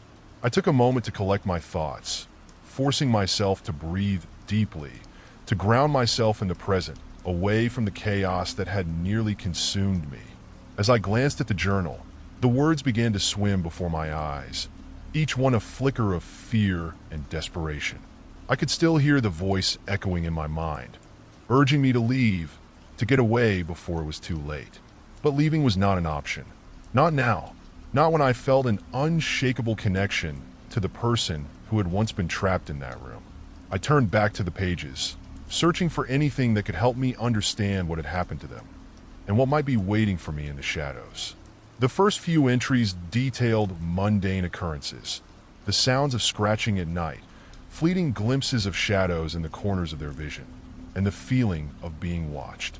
But as I delved deeper, I found entries filled with spirals of panic and confusion. I see it again, in the mirror in the corner of my eye. I can feel it breathing down my neck. Why can't anyone else hear it? Why won't they help me? The words felt like a knife twisting in my gut. They had experienced the same isolation, the same creeping dread that I was feeling now. I flipped through more pages, and one entry caught my attention. It comes to me in dreams, a figure shrouded in darkness, its face hidden. I can feel it pulling me closer, whispering things I cannot comprehend. I fear I am losing myself to it. My pulse quickened at the mention of dreams. The nights I had spent waking up in a cold sweat, haunted by nightmares of an indistinguishable figure, started to make a terrifying sense. Had I been experiencing the same thing this person had, just on a different level? I flipped to the last entries, where the tone shifted dramatically. I found the key. I have to confront it. I must discover what it wants from me before I am consumed. If I do not return, know that I tried. The last words were scrawled in a hurried, frantic manner, as if the author was in a race against time. I couldn't shake the feeling that this person's fate was intertwined with mine, that the very shadows that had tormented them were now reaching for me. With a resolve that felt both empowering and terrifying, I decided I needed to return to that room. I had to confront whatever lay within, armed with the knowledge from the journal and the courage that surged within me. But first, I needed to prepare. I gathered a few items: my flashlight, a sturdy knife from the kitchen, and the journal itself. If there was any chance that I could unlock the mystery behind the voice and the figure, I needed to be ready. As I stepped back into the corridor, the air felt charged, as if the house itself was holding its breath. The hallway was darker than I remembered, shadows dancing along the walls, as if they had minds of their own. I felt a shiver race down my spine, but I pushed the fear aside, reminding myself of the urgency behind my mission. I made my way back to the locked room, my heart pounding in my chest. The door stood ominously before me, the heavy wood seemingly more imposing than before. I inserted the key and felt a rush of adrenaline as the lock clicked open, the sound echoing in the stillness. With a deep breath, I pushed the door open and stepped inside, the dim light from my flashlight cutting through the darkness. The room felt alive, charged with a presence that sent chills down my spine. The air was thick with anticipation, and the shadows seemed to sway as I entered. The chest remained in the center of the room, untouched since my last visit. I approached it cautiously, my heart racing as I remembered the chilling drawing of the figure and the desperate pleas of the author. Whatever had happened here was far from over. With determination, I opened the chest once again, revealing the journal and the strange artifacts that had been left behind. The presence in the room grew stronger, almost tangible. It was as if the air itself vibrated with an energy that was both sinister and compelling. As I rifled through the contents, a gust of wind whipped through the room, extinguishing my flashlight. Darkness enveloped me once again, and I felt the hairs on the back of my neck stand on end. Panic surged, but I fought to remain calm. I was no longer an intruder. I was here to confront the entity that had haunted both me and the author of the journal. "Show yourself," I shouted into the void, my voice echoing against the walls. "I am not afraid." The air grew still, and for a moment, all was silent. Then, the shadows began to coalesce in the far corner of the room. My breath caught in my throat as I watched, a figure slowly taking shape, a silhouette of a person, dark and indistinct, standing silently as if observing me. "Who are you?" I demanded, my voice firm despite the tremor I felt within. "What do you want?" The figure remained still, its presence oppressive and heavy. I could feel it reaching into my mind, probing my thoughts, searching for something buried deep within me. "Help me," a voice whispered, barely audible, yet echoing in my mind like a haunting melody. It was the same voice I had heard through the baby monitor, the same voice that had seeped into my dreams. "Help me find peace." My heart raced, realization flooding through me. This was the voice of the tormented soul from the journal, the very essence of the person who had suffered in this room. I could feel their pain, their desperation, wrapping around me like a shroud. "What do you need from me?" I asked, my voice barely above a whisper. "How can I help you?" The figure shifted, its form flickering like a candle in the wind. "You must face the darkness that binds me. You must break the cycle, or I will remain trapped forever." "Break the cycle?" I repeated, confusion flooding my mind. "What do you mean?" The shadows began to swirl, becoming more chaotic. The voice grew stronger, the desperation palpable. "The darkness, it feeds on fear. It has taken so many, but you can stop it. You must confront the entity that has held me captive." A chill swept through the room, and I felt an overwhelming sense of urgency. The darkness was not just a figment of my imagination. It was real, and it was hungry, but I couldn't turn away. I had to fight, not just for myself, but for the soul that had reached out to me in desperation. Show me, I urged, determination rising within me. I will help you find peace. I will confront the darkness. The figure stepped closer, its form still indistinct, yet I felt a connection, a thread linking us together, bound by fear and a shared desire for liberation. Follow me, the voice commanded, and the figure began to fade into the shadows, beckoning me to follow. I took a hesitant step forward, my heart pounding in my chest. The shadows seemed to part, revealing a hidden door at the back of the room, one I had never noticed before. It was an old wooden door, its surface marred with age and neglect.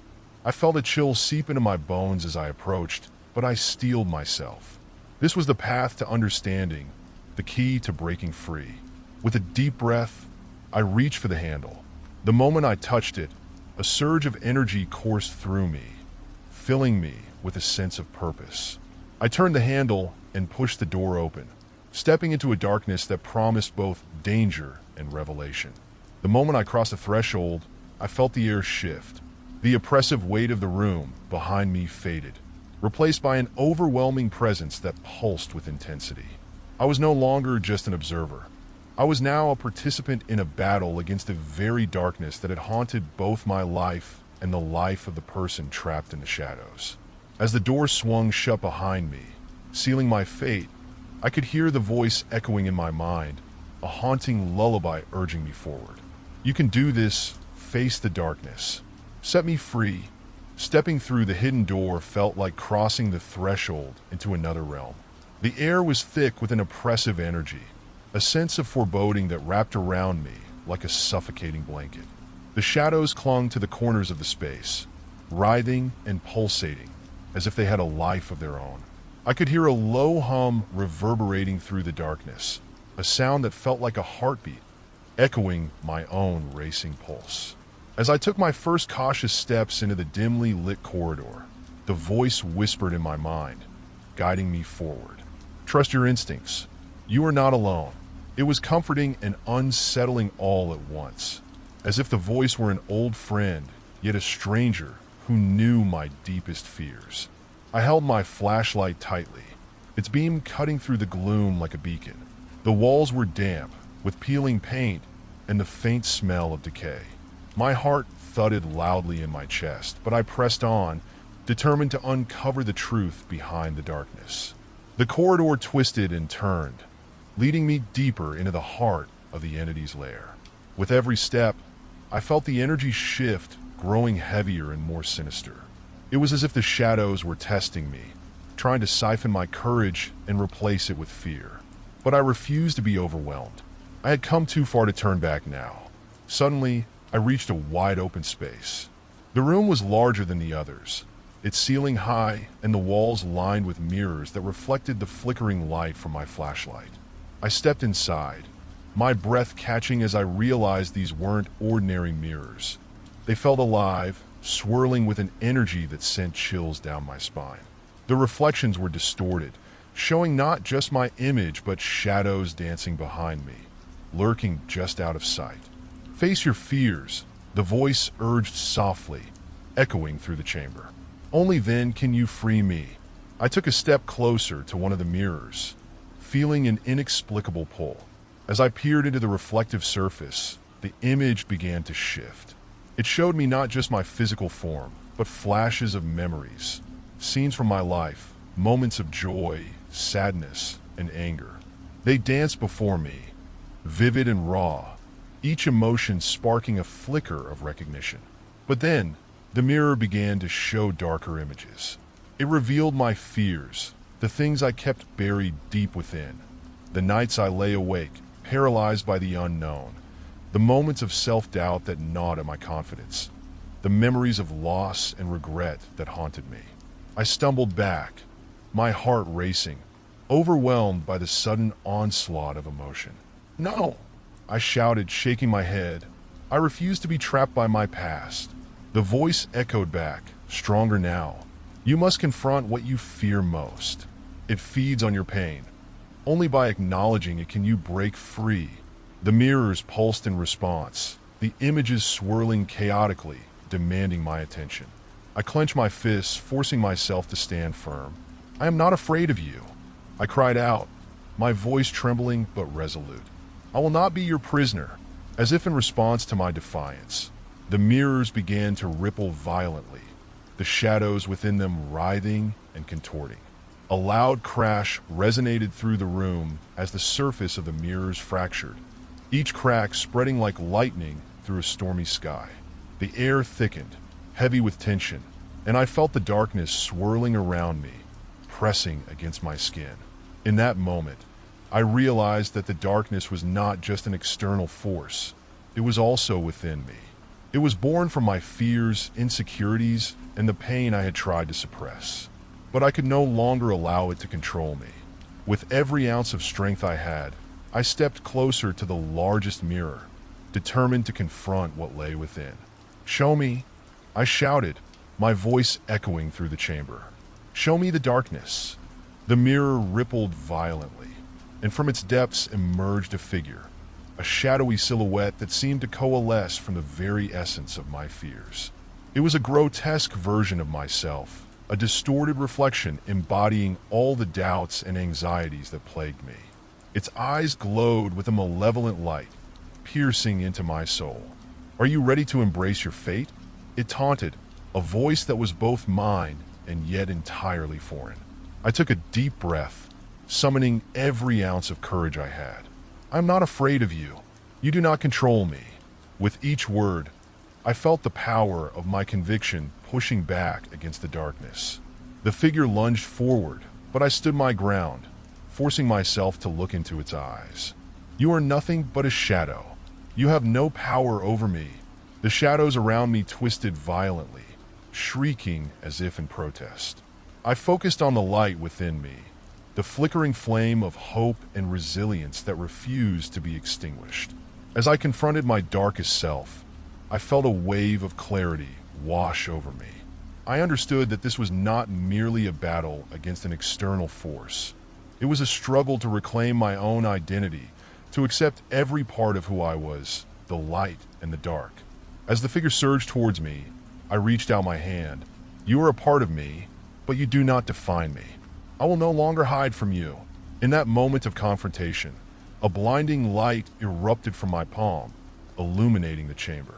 The darkness recoiled, and the figure writhed, its form dissolving into tendrils of shadow.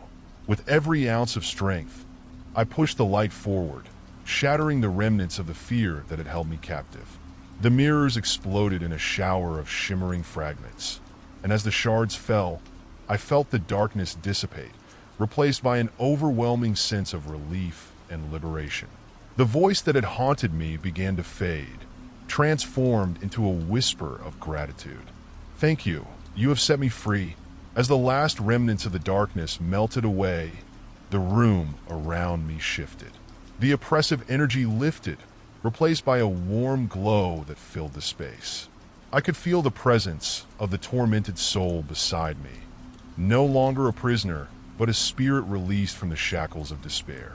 With a final deep breath, I felt the weight of the journal I held in my hands shift, transforming into something lighter, an artifact of healing, of redemption. I looked around the room, now bathed in soft light, and knew that I had faced my fears and emerged victorious. But as I turned to leave, I glanced back at the remnants of the shattered mirrors, a small fragment glinting in the light. I picked it up, feeling its cool surface in my palm. This piece of glass was a reminder of my journey, a symbol of the darkness I had faced and the strength I had discovered within myself. With newfound purpose, I stepped back into the corridor, ready to return to the world above, knowing that the shadows could never hold me again. As I walked away, the voice echoed softly in my mind, a promise of peace that lingered in the air. "You are not alone. You never were." Emerging from the hidden door felt like waking from a deep, disorienting sleep. The bright light of my bedroom was almost blinding, contrasting sharply with the darkness I had just left behind. I stood in my room, the familiar surroundings now imbued with a new sense of clarity. The air was different, lighter, as if the oppressive weight of fear had lifted. I took a moment to gather my thoughts, my heart still racing from the confrontation. The journal I had brought with me lay open on my bed, the pages now filled with scrawled notes and sketches that captured the essence of my journey. Each line chronicled my descent into the darkness and the ultimate reclamation of my own strength. As I flipped through the pages, I caught sight of the reflection in my bedroom mirror. It was me, yet somehow transformed. I looked stronger, more confident. The shadows that had once clouded my expression now replaced with a sense of resolve. I felt a rush of gratitude for having faced my fears, but beneath that gratitude lurked a lingering question. What would happen now? The incident with the voice in the closet had been a catalyst for change, but I sensed that it was only the beginning. My eyes drifted to the window, where the sun was setting in vibrant hues of orange and purple. The beauty of the moment struck me. It was a reminder that light always follows darkness. Driven by a newfound urgency, I reached for my phone. I needed to talk to someone who could help me process what had happened and ensure I wouldn't spiral back into fear. I dialed my best friend Mia. The phone rang, and my heart raced as I waited for her to pick up. "Mia," I said when she answered, trying to keep my voice steady. "I need to talk to you. Something happened last night." "What is it?" "You sound shaken," she replied, concern lacing her tone. "I think I might have faced something supernatural. I heard a voice coming from my closet, and it led me to this hidden door in my house. I had to confront my fears, and it was intense." There was a brief silence on the other end. "Supernatural? Are you serious? You've been reading too many horror stories." "No, I'm serious," I insisted. "It was real. I found a whole corridor behind that door, and I faced this dark reflection of myself. It was terrifying, but I feel like I've emerged stronger." Okay, I believe you," she said, her voice softening. "Do you want me to come over? We can talk about it more." "Yes, please. I really need you right now," I replied, relief flooding through me. As I hung up, I felt a mix of anticipation and anxiety. Mia had always been my grounding force, the person who understood me in ways no one else could. I moved around my room, tidying up nervously while I waited. The minutes stretched into an eternity, but when I heard the familiar sound of her car pulling into the driveway, my heart quickened. I opened the door before she could even knock, and her wide eyes scanned my face, taking in my messy hair and the remnants of fear that still clung to me. "Wow," she said, stepping inside. "You look like you've been through a war." "I kind of feel like I have," I admitted, leading her to my bedroom. "I'm still processing everything." As we sat on the bed, I poured out my heart, recounting the events of the previous night in vivid detail. With each word, I felt the weight of my experiences lifting slightly, as if sharing them with her was a step toward complete release. Mia listened intently, her brow furrowed with concern. "And you really think you confronted your fears? Like, you faced a part of yourself?" "Yes. It sounds crazy, I know, but it felt so real, and I'm different now. I can't explain it, but I feel lighter, like I've shed something that was holding me back." "I mean, maybe that's the case," she said, pausing thoughtfully. "But it's also okay to still feel shaken. You went through something intense. It's not just going to disappear overnight." "True," I nodded, recognizing the truth in her words. "But I'm determined to keep moving forward. I can't let the shadows take over my life again." Mia reached out, placing her hand on mine. "You're not alone in this. You have me, and we'll figure it out together." Her words provided a soothing balm for my frazzled nerves. The conversation shifted toward lighter topics, and as the hours passed, laughter filled my room, pushing the shadows further away. But even as we joked and reminisced about our childhood, a small part of me couldn't shake the feeling that the darkness wasn't entirely gone. The experience had opened a door, not just to the hidden corridor in my house, but to the depths of my own psyche. I was aware that the shadows still lingered, waiting for the moment I might let my guard down. That night, after Mia left, I lay in bed, staring at the ceiling. The encounter replayed in my mind like a film, every detail etched into my memory. I felt the journal beside me, a tangible reminder of my journey and the battles I had fought. The following days passed in a blur of normalcy, but I remained vigilant. I kept the journal close, writing daily about my thoughts and feelings. It became a safe space where I could process my emotions, an outlet for the lingering fears that threatened to creep back in. Yet, despite my efforts, strange occurrences began to resurface. At night, I heard soft whispers echoing through my home, faint enough to be dismissed, but insistent enough to send chills down my spine. I could no longer deny that the darkness I had faced was not just a figment of my imagination. It was real, and it had woven itself into the fabric of my existence. Determined not to let fear consume me again, I decided to confront the whispers. Armed with my journal and my newfound resolve, I took a deep breath and prepared to face whatever lay ahead. I knew I couldn't hide from the shadows any longer. I had to understand their nature if I ever wanted to be truly free.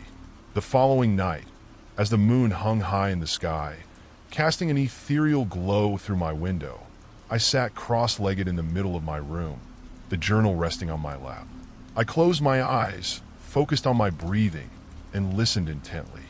The whispers grew louder, more distinct, forming a symphony of words that tugged at my consciousness. It was as if the shadows were trying to communicate with me, to share a message I had yet to uncover. "Who are you?" I whispered into the stillness. "What do you want?" In response, the room grew colder, the air thick with anticipation. The whispers transformed into a single voice, echoing through my mind like a haunting melody. "Remember me?" The words sent shivers down my spine. "Remember who?" I questioned, feeling a mixture of fear and curiosity. "Remember the darkness," the voice urged, "and understand that it is part of you. To let go, you must embrace it." With each word, the shadows coiled closer, but instead of fear, I felt a flicker of recognition. It was as if the voice was a reflection of my own doubts and insecurities, urging me to confront what I had long tried to bury. As I sat in the quiet, the memories flooded back. Fears I had faced in my childhood, moments of rejection and heartache, all the things I had tried to forget. "You're not going to take me again," I declared, my voice stronger this time. "I am in control now." The whispers crescendoed, rising to a deafening roar that filled my mind. But instead of succumbing to panic, I focused on the light within me, the resilience I had discovered.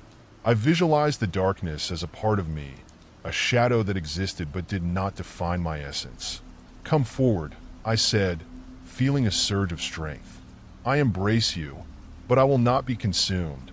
In that moment of acceptance, the shadows coiled tighter around me, swirling into a singular form, a vortex of darkness that began to condense and take shape. I felt a sense of understanding wash over me, a realization that this darkness was not a separate entity, but a manifestation of my own struggles. The shadows shifted, forming a figure that mirrored my own. I gazed into its eyes, seeing my reflection staring back at me, twisted but familiar. "I am you," it whispered, a sound that sent chills racing through my body. "Yes, you are," I replied, my voice steady.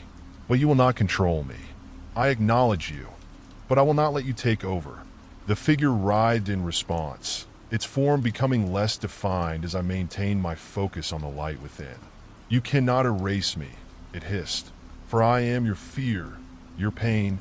"I don't need to erase you," I stated, drawing strength from the truth of my own journey. "You are a part of my story, but you are not the end of it." As the shadows danced around us, I felt the weight of the darkness lifting, its grip weakening as I embraced both my light and my shadow. The whispers softened, transforming into a gentle hum that resonated through the air, a melody of acceptance and healing. With a final surge of energy, I stepped forward, reaching out to the figure. "Let's walk together," I said softly, my heart filled with compassion. "You may be part of my past, but you will not dictate my future." The shadows melted into the light, merging with me in a moment of profound understanding. I could feel the weight of my fears shifting, transforming into a powerful force of resilience. The darkness that had once threatened to consume me now felt like a guiding presence, urging me to confront challenges head-on. As the echoes of the whispers faded, I opened my eyes, the room returning to its familiar state. I felt lighter, unburdened, and filled with a sense of clarity. The battle had not been against the darkness itself, but against my own perceptions and fears. I was ready to embrace the journey ahead, knowing that I had the power to shape my own narrative. The following morning, I awoke with a renewed sense of purpose. The shadows had not disappeared entirely, but they were no longer a source of fear. Instead, they served as a reminder of my strength and resilience, a testament to my journey towards self-acceptance. I picked up my journal, the pages now filled with reflections of my journey and the lessons I had learned. It was a record of my growth, a testament to the power of facing one's fears. As I began to write, I realized that the true story was just beginning. With each stroke of the pen, I felt the shadows recede further into the background, a part of my life but no longer in control. I was ready to step into the light, to embrace the unknown with courage, and to write the next chapter of my life, one filled with hope, strength, and the promise of a brighter tomorrow. With the first light of dawn spilling into my room, I felt a sense of calm wash over me. The shadows that had once loomed so large now felt distant, like a whisper on the wind. I took a deep breath, savoring the freshness of the morning. My journey through fear had transformed me, igniting a spark of courage that had long lain dormant. After my emotional confrontation with the darkness, I was more determined than ever to reclaim my life. I realized that the hidden door in my house was not just a physical passage. It was a metaphor for the hidden aspects of myself, my fears, my insecurities, and my unacknowledged pain. I needed to explore these parts of myself, to understand them, and to integrate them into the person I was becoming. As I made my way downstairs, the smell of coffee brewing in the kitchen greeted me. I smiled, remembering the warmth of my mother's presence. I decided to call her, to share my experiences and the insights I had gained. It was time to reconnect, to mend the bonds that had frayed over the years. "Hey Mom, it's me," I said when she picked up. "Sweetheart, how are you?" "You sound different," she replied, her voice filled with warmth. "I'm good actually. I've been doing a lot of thinking and some soul searching," I said, feeling a surge of excitement. "I want to tell you about it. Can we meet up?" "Of course. How about lunch at that little cafe we love?" she suggested, and I agreed. The anticipation of our meeting filled me with nervous energy. I had so much to say, but I also wanted to hear her thoughts and feelings. I knew our conversation would be a journey of its own, and I was ready for it. When I arrived at the cafe, the aroma of freshly baked bread enveloped me. I spotted my mom at a corner table, her face lighting up as she saw me. We exchanged hugs, and as we sat down, I noticed the way her eyes sparkled with curiosity. "I'm so glad you called. What's been going on with you?" she asked, leaning in. Taking a deep breath, I began to recount my recent experiences, the voice from the closet, the hidden door, and my journey through fear and acceptance. As I spoke, I watched her expression shift from surprise to concern and finally to understanding. "I'm so proud of you for facing your fears," she said, her voice thick with emotion. "It takes a lot of strength to confront what scares you. I wish I had known you were struggling. I didn't want to burden you," I admitted, a hint of shame creeping in. "I thought I could handle it on my own, but I was wrong. I understand that instinct. I've been there too, you know," she said, her voice steady. "It's easy to think we have to face our demons alone, but we don't. We need each other." Her words struck a chord deep within me. I realized that the isolation I had felt during my struggles had only deepened my fears. Sharing my experience with my mom felt liberating, a release of pent-up emotions that had weighed heavily on my heart. We spent the next few hours discussing our lives, our dreams, and the things that had held us back. I learned about her own battles, fears that had shaped her life and decisions. It was as if a curtain had been lifted, allowing us to see each other more clearly. As the sun began to dip low in the sky, casting a golden hue over the cafe, I felt a sense of renewal. My mom and I had opened a new chapter in our relationship, one built on honesty, vulnerability, and understanding. Later that evening, as I returned home, I felt lighter. I had faced my fears, confronted the darkness within, and found connection with my mother. But the whispers from the night before still lingered in my mind, a reminder that my journey wasn't over yet. That night, as I lay in bed, I made a decision. I would embrace the unknown not just in my personal life, but in my creative pursuits as well. I had always had a passion for writing, but fear of judgment had kept me from sharing my work. It was time to let go of that fear and allow my voice to be heard. I pulled out my journal and began to write. The words flowed freely, a cathartic release as I poured my heart onto the pages. I wrote about my fears, my triumphs, and the journey of self-discovery I had embarked upon. I wrote about the darkness and the light, the shadows that had once terrified me, but now felt like an integral part of my story. With each stroke of the pen, I felt more empowered, more connected to my truth. I envisioned sharing my writing with others, perhaps starting a blog or submitting pieces to online platforms. The thought excited me. It felt like a way to transform my experiences into something meaningful. Days turned into weeks, and as I continued to write, I noticed a shift within me. I became more open to exploring my passions, seeking inspiration from the world around me.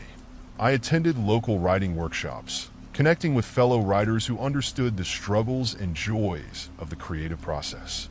During one of the workshops, I met a woman named Eliza, an artist with a vibrant spirit and a passion for storytelling. We quickly formed a bond, sharing our dreams and fears over coffee after class. She encouraged me to share my work with a wider audience and suggested I join a local writing group. "Your voice is powerful," she said, her eyes sparkling with enthusiasm. "You have a story to tell, and the world needs to hear it." Her words resonated deeply within me, igniting a fire of ambition I hadn't felt before. I decided to take the plunge and submit my first piece to an online publication. The fear of rejection loomed large, but I pushed through it, knowing that every step forward was a step toward healing and self-acceptance. Weeks passed, and the moment I received an email notifying me that my piece had been accepted was exhilarating. I cried tears of joy, feeling a sense of accomplishment that I had never experienced before. The shadows that had once threatened to consume me now felt like stepping stones leading me to new beginnings. As I shared my work with others, I began to receive feedback and encouragement. Each comment filled me with a sense of validation, a reminder that my voice mattered. I began to see the darkness not as a force to fear, but as a teacher that had led me to discover my strength and resilience. Eventually, my writing journey led me to organize a local event, inviting writers and artists to share their stories and showcase their work. The event felt like a celebration of creativity, a testament to the power of vulnerability. I stood before the audience, heart racing, as I read aloud my piece about confronting my fears and embracing the unknown. When I finished, the applause felt like a wave of affirmation. In that moment, I realized how far I had come. The little girl who had once cowered in fear was now standing tall, sharing her story with the world. As I walked off the stage, I spotted my mom in the audience, her face beaming with pride. She rushed to me, enveloping me in a tight hug. "I'm so proud of you," she whispered. "You've come so far. I couldn't have done it without you," I replied, my heart swelling with gratitude. As the night continued, I mingled with fellow writers, exchanging stories and laughter. It felt like a community, a safe space where we could all embrace our vulnerabilities and celebrate our creativity. That evening, as I lay in bed reflecting on the journey I had undertaken, I knew that my relationship with the darkness had evolved. It no longer held power over me. Instead, it had become a catalyst for growth. I was no longer running from my fears. I was embracing them, using them to fuel my creativity and self-discovery. In the months that followed, my life continued to transform in ways I had never imagined. I embraced opportunities to write and share my experiences, and I began to connect with others who had faced their own battles with fear and darkness. I found solace in the community I had built, a tapestry of stories woven together by shared struggles and triumphs. The whispers that had once echoed in my home were replaced by the laughter and voices of friends and fellow writers. I often invited people over for writing nights, where we would share our work, offer feedback, and support each other in our creative endeavors. My home, once a place filled with shadows, had become a sanctuary of light and inspiration. One evening, while preparing for a gathering, I decided to take a moment for myself. I sat in my living room, the sun streaming through the windows, casting warm patterns on the floor. I picked up my journal and began to write about the journey I had taken, a journey that had started with fear but had blossomed into empowerment. As I wrote, I reflected on the lessons I had learned. I realized that embracing the unknown was not about eliminating fear, but rather about understanding its role in my life. Fear was a part of being human, a response to the challenges we face. It was a signal urging us to pay attention and grow. In that moment of clarity, I decided to channel my experiences into a book. I envisioned weaving together my personal journey with stories of others who had confronted their fears. I wanted to create a resource for those who felt lost in the shadows, a guide to help them navigate their own journeys toward light and acceptance. As I began to outline my book, I felt a renewed sense of purpose. The writing process became a form of therapy, allowing me to revisit my past while simultaneously looking toward the future. I reached out to friends and fellow writers, inviting them to contribute their own stories of resilience and strength. With each story, I felt a sense of connection to the wider community of individuals who had faced their own challenges. Together, we were creating a tapestry of experiences, a testament to the human spirit's ability to endure and thrive. The day I held the first printed copy of my book was one of the most exhilarating moments of my life. I had transformed my fears into words, into something tangible that could inspire others. It was a reminder that our struggles do not define us. Rather, they shape us into who we are meant to become. As I prepared for the launch event, I reflected on the journey that had brought me here. The little girl who had once been terrified of the shadows had grown into a woman who embraced her story, her light, and her voice.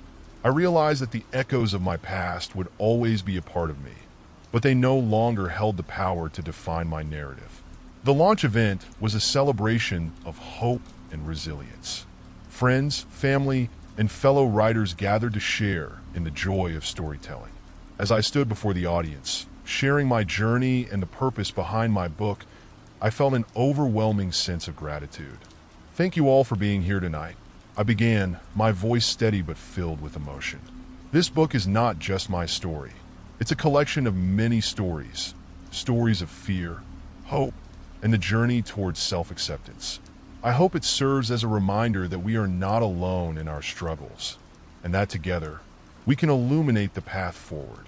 The applause that followed felt like a warm embrace, wrapping around me in a comforting cocoon. I had finally stepped into the light, embracing the unknown with open arms. In the months following the book launch, my life continued to evolve. The messages and feedback I received from readers touched my heart deeply. Many shared their own stories of overcoming fear and embracing their true selves. The community I had fostered only grew stronger, becoming a source of support and encouragement for all of us. I began to organize workshops and writing retreats where we could come together to share our stories and learn from one another. The shadows that had once threatened to consume me were now the backdrop of a beautiful narrative, a narrative filled with connection, creativity, and hope. One evening, as I sat on my porch reflecting on how far I had come, I noticed the sun setting on the horizon, painting the sky in hues of orange and pink. It reminded me of the beauty that can emerge after a storm. I picked up my journal, ready to write down my thoughts, when I suddenly felt a presence beside me. Startled, I looked up to see Eliza standing there with a radiant smile. "I thought I'd find you here," she said, settling into the chair next to mine. "Just reflecting on everything," I replied, a smile spreading across my face. "It's incredible how much has changed," "It is," she agreed. "And you've been such an inspiration to so many of us. I'm so proud of you." Her words warmed my heart. I realized that the journey wasn't just about my personal growth, but also about the impact I had made on others. It was a reminder that we are all interconnected, and our stories have the power to uplift and inspire. As we sat in comfortable silence, watching the sky transition from day to night, I felt a deep sense of gratitude for the journey I had undertaken. The fear that had once held me captive had transformed into a source of strength, and I had emerged as a beacon of light for others. In that moment, I understood that life would continue to bring its challenges, and fear would always be a part of the human experience. But I now had the tools to navigate those feelings, to embrace the unknown, and to find beauty in the shadows.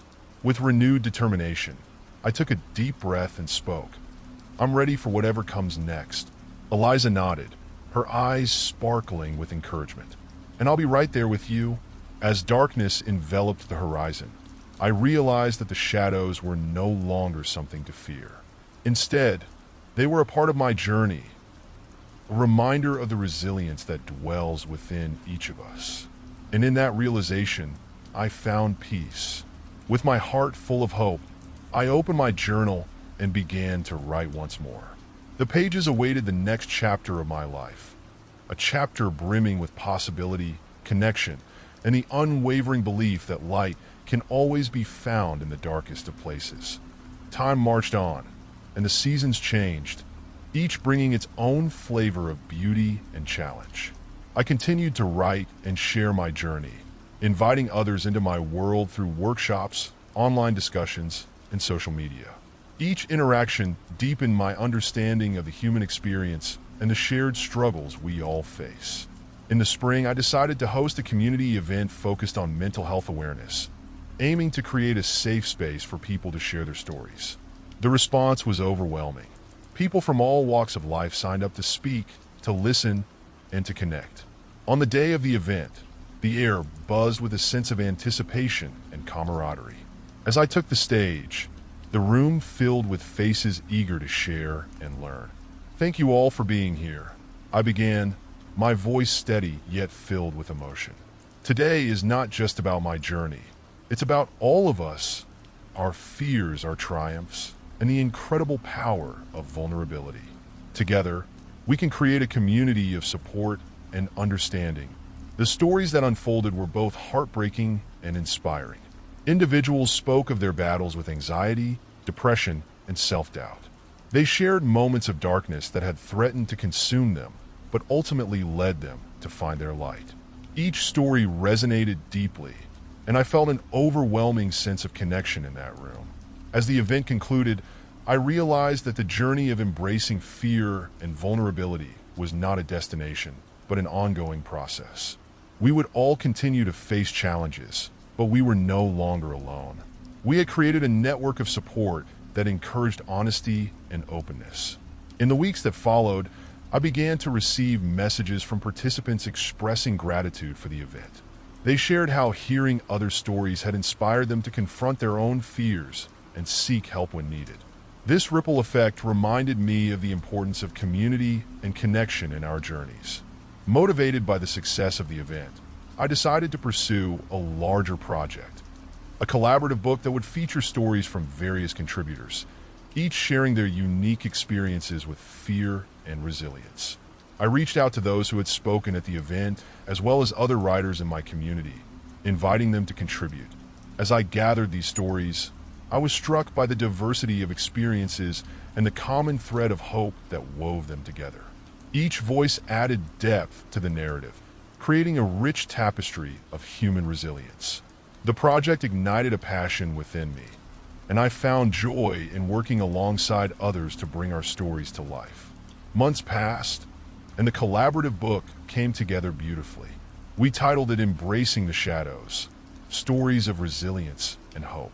The launch event was a celebration of our collective journey, a culmination of our shared struggles and triumphs. As I stood before the audience once again, I felt an overwhelming sense of gratitude for the path I had traveled. The little girl who once cowered in fear had transformed into a woman who embraced her story, who celebrated her voice, and who uplifted others in the process. Thank you all for being here tonight, I said, my heart swelling with emotion. This book is a testament to the power of community, vulnerability, and resilience.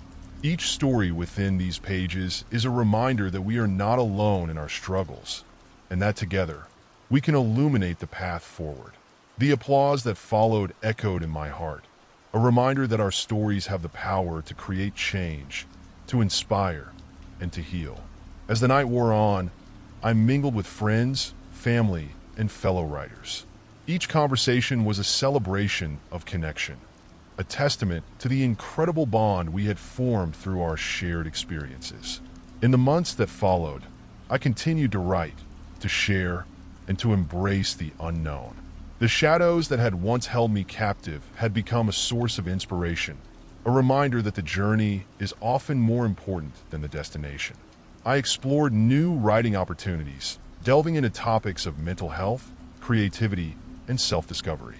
I began to speak at schools and community organizations, sharing my story and encouraging others to find their voices. Through it all, I remained committed to my own journey of growth. I continued to seek support from my community and to offer it in return. The friendships I had formed blossomed, each one a reminder that we are stronger together. As the seasons changed and life continued to unfold, I often found myself reflecting on the journey that had brought me here. I had learned to embrace my fears, to turn them into fuel for creativity, and to share my story with the world.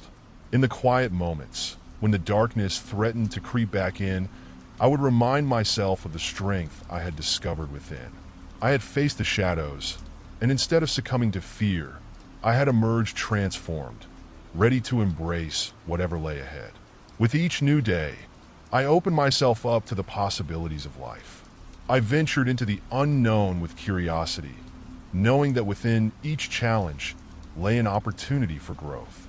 The voice I had once heard coming from inside my closet no longer haunted me.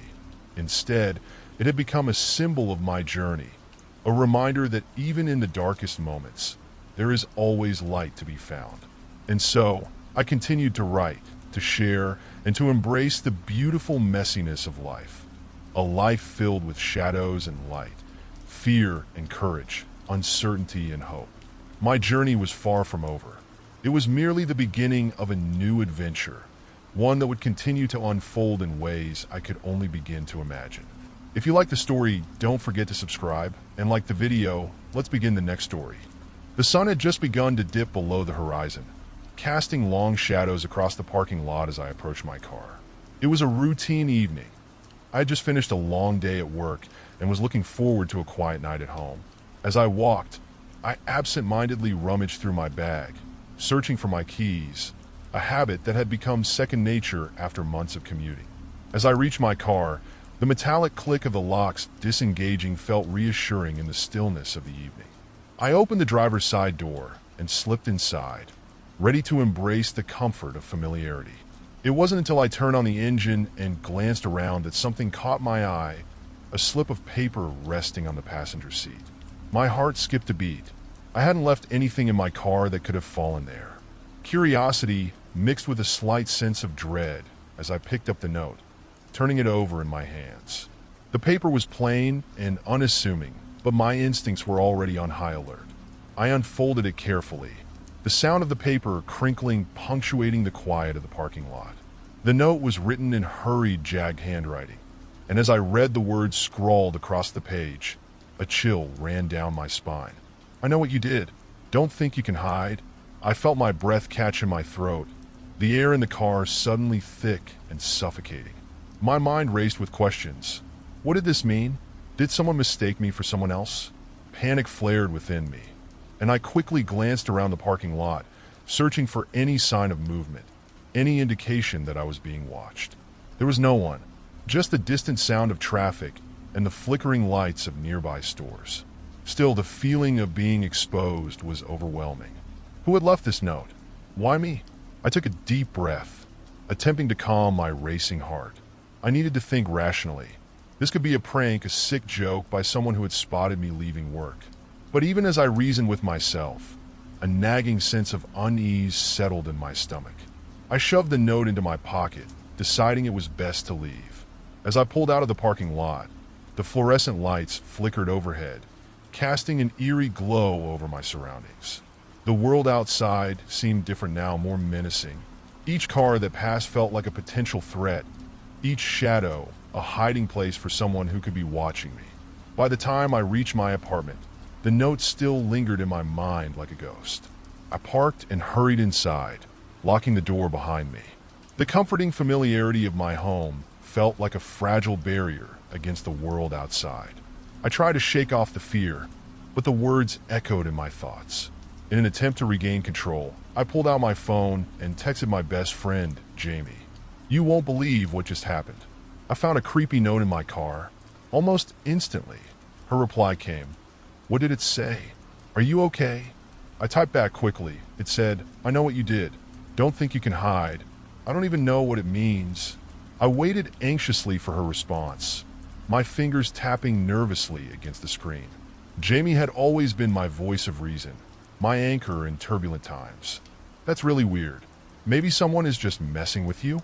Are you sure it wasn't just a mistake?" I pondered her words. It was possible, but something deep within me knew that this was more than just a prank. The way the note had felt in my hands, the urgency in the handwriting, it all pointed to something sinister. As the minutes dragged on, I found myself pacing the small living room, glancing toward the window every time a car passed by outside.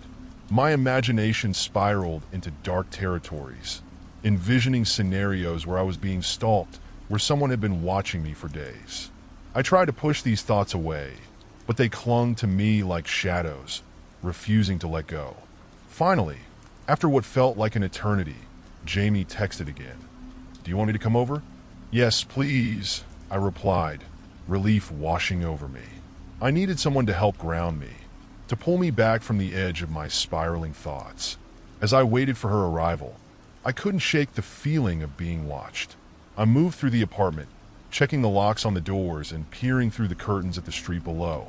Each time I saw a figure moving in the dim light, my heart raced, and I found myself holding my breath until they disappeared from view.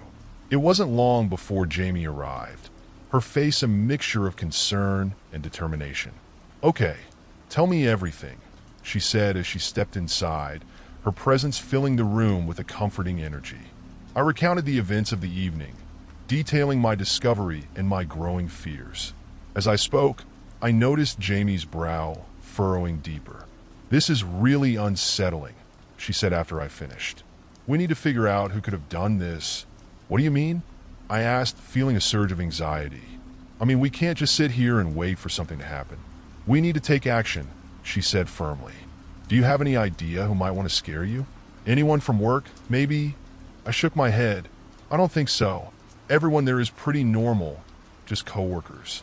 I can't think of anyone who would do something like this." "Okay, let's think logically," she suggested. "What about social media? Have you posted anything that could have upset someone?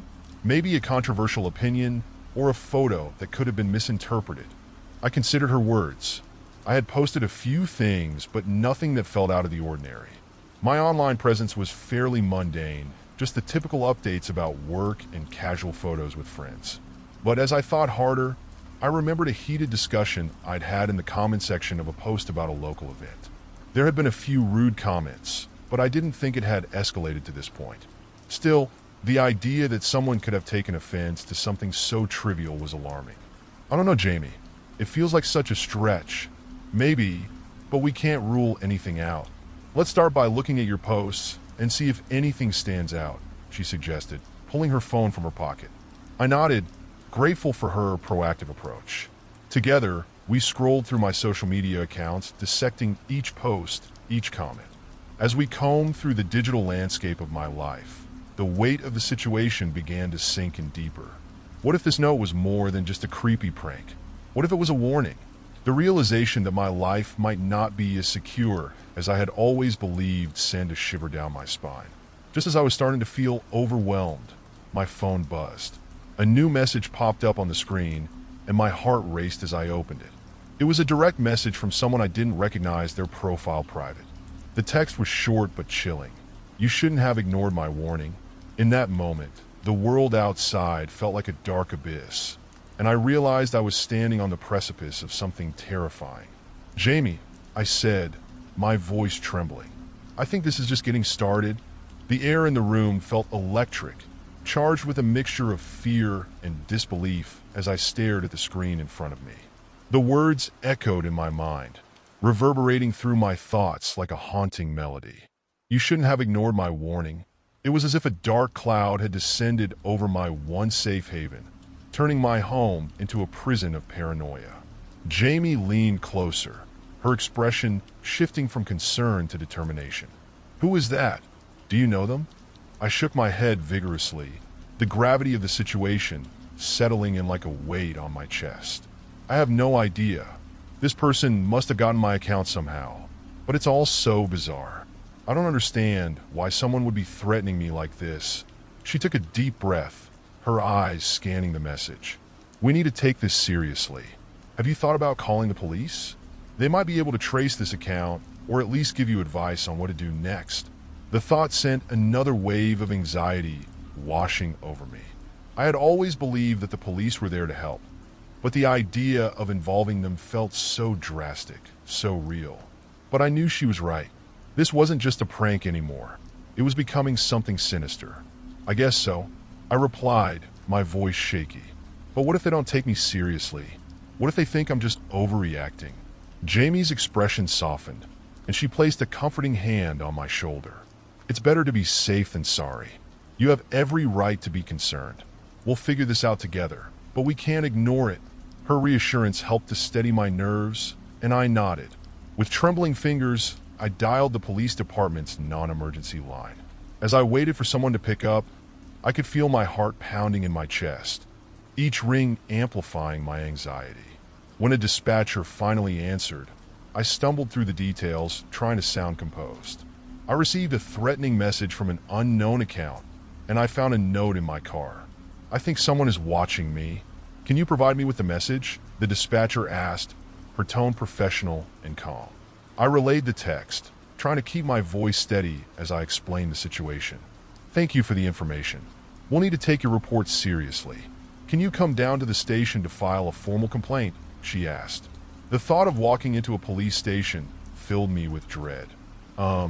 Yes, I can do that, I replied hesitantly. Good.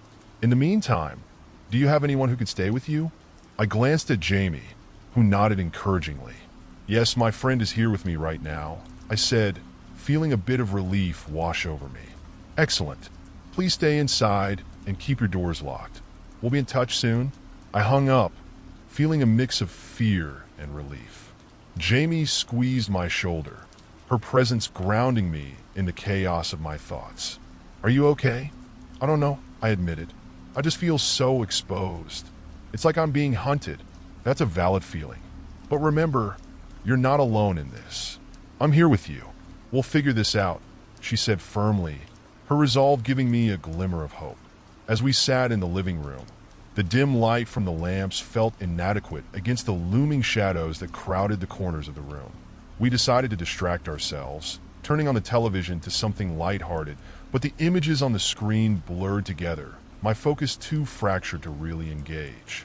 Every creak of the house, every distant noise from outside sent my heart racing. I kept my phone close, the message lingering in the back of my mind like a phantom. After a while, Jamie suggested we go through the note again, hoping to find something we might have missed. We sat at the table, the tension palpable in the air, as I pulled the crumpled paper from my pocket.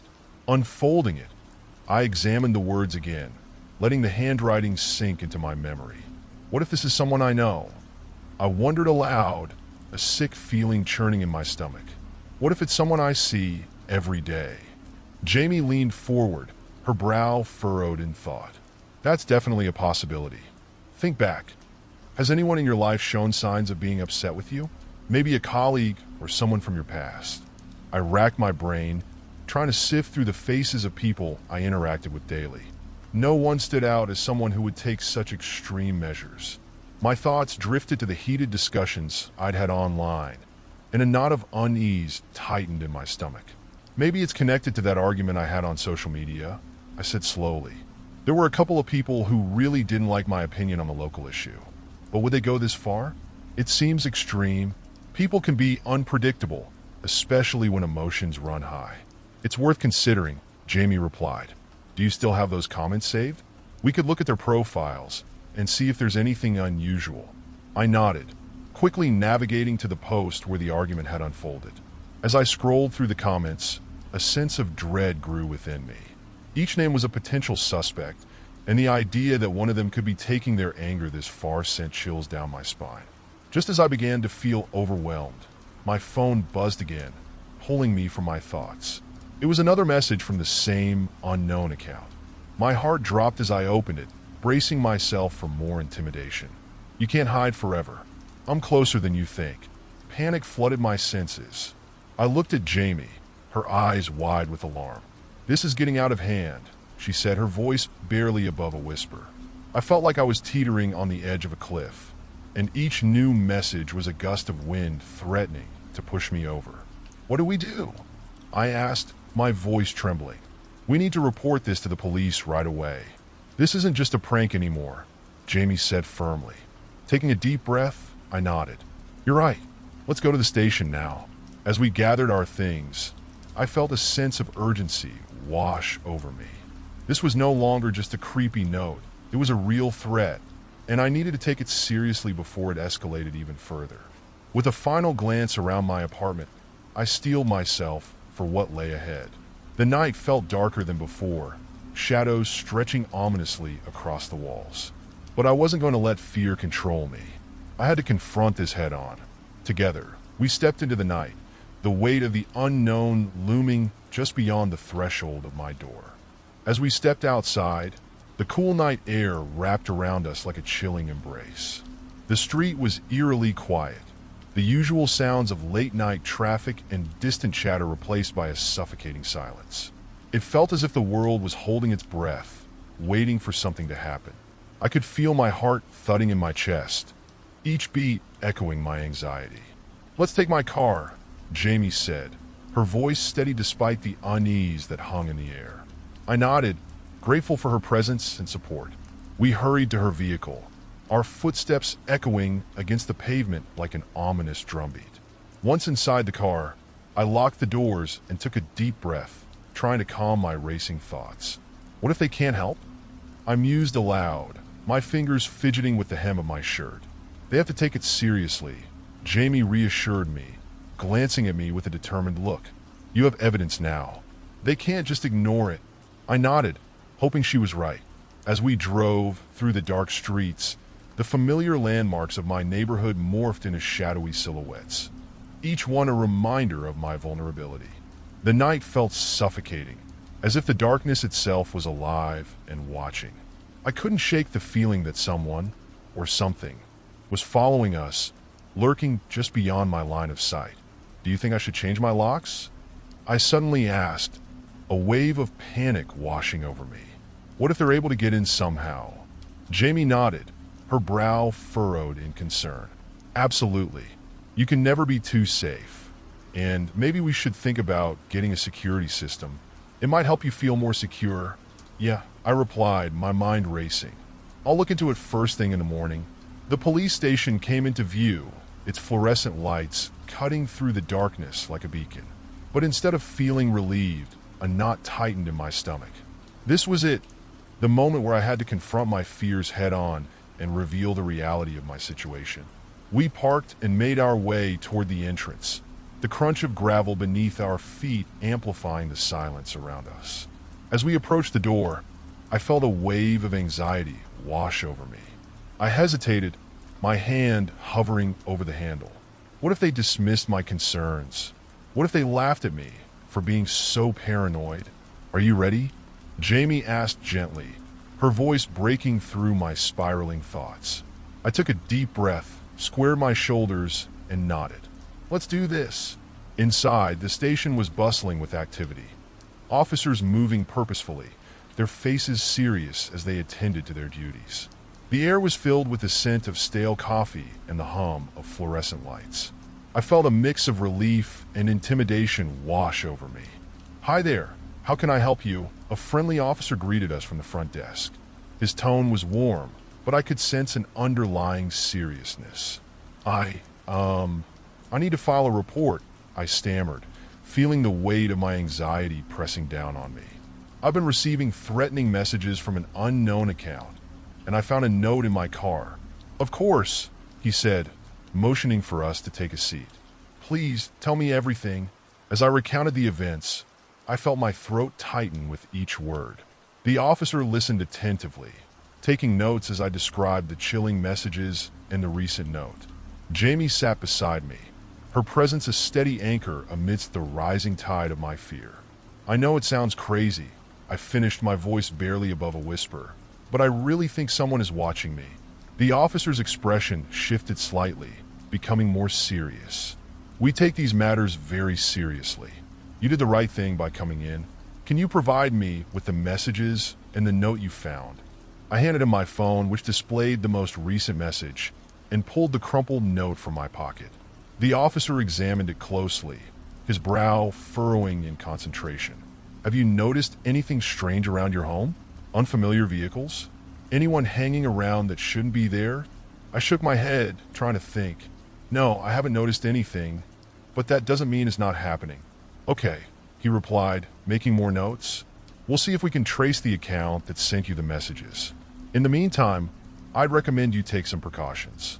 Change your locks, consider installing a security system, and be aware of your surroundings. If anything else happens, don't hesitate to contact us immediately." "Thank you," I said, feeling a mix of gratitude and anxiety. After finishing the report, we stood to leave, but the officer stopped us. "And remember, you're not alone in this. You did the right thing by coming in. We're here to help." As we stepped back outside, I felt a weight lift from my shoulders. At least now I was taking action instead of waiting in fear. But a new layer of dread settled in as we walked to the car. The night was still dark and quiet, and the looming uncertainty felt heavier than ever. What if they can't track the account? I voiced my concern, sinking back into the passenger seat. "Let's not think like that. We did what we could. For now, we just need to get home safely," Jamie replied, turning the ignition.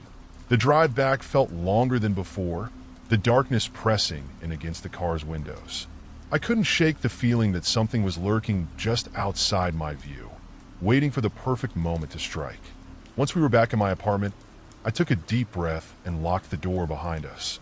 The familiar surroundings that once felt comforting now felt suffocating. "Do you want to talk about anything else?" Jamie asked, sensing my unease. "No," I replied. "I just want to get some sleep." We settled into the living room, Jamie insisting on staying the night. I appreciated her company more than I could express, but as we prepared for bed, a sense of dread settled in the pit of my stomach. The night stretched on, each creak of the house amplifying my fears.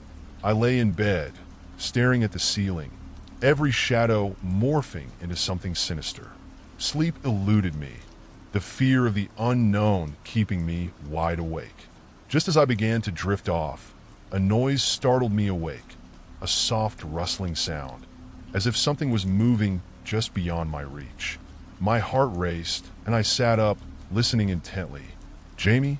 I whispered, my voice trembling. There was no answer, only the unsettling silence of the apartment. I glanced at the clock. It was nearly 3 in the morning. My instincts kicked in, urging me to check on her. I slipped out of bed and tiptoed down the hallway, the wooden floors creaking beneath my feet. As I approached the living room, I froze. There was a shadow lurking by the window, the moonlight casting an eerie glow around the figure. My breath caught in my throat, and I felt the chill of fear seep into my bones. "Jamie?" I called again, louder this time, hoping to break the tension. The figure turned, and my heart sank. It was Jamie, her face pale and her eyes wide with fear. "I heard something outside," she whispered, glancing toward the window. My stomach dropped. "What did you hear?" "Footsteps. They sounded heavy, like someone was right outside." A wave of panic surged through me. "What do we do?" "We need to lock the doors and turn off the lights. We can't let anyone know we're awake," she replied, her voice barely above a whisper.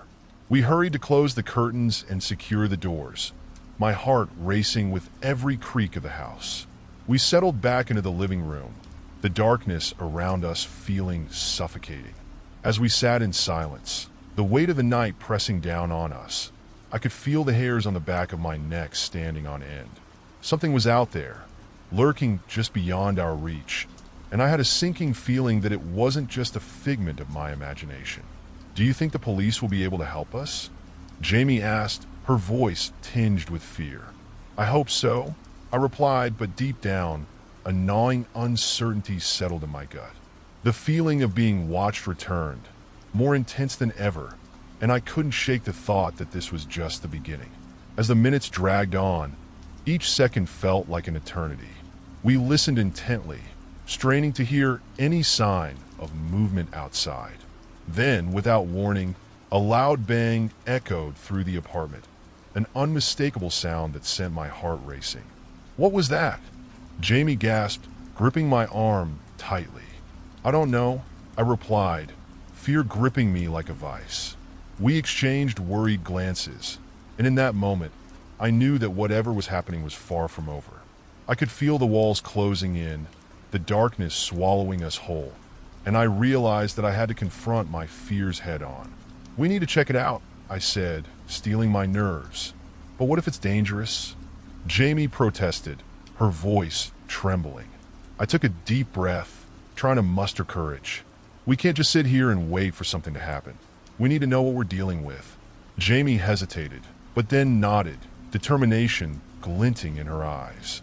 "Okay, but we stick together." Together. We moved cautiously toward the source of the noise, our hearts pounding in unison. As we reached the front door, I could feel the weight of the moment hanging heavy in the air.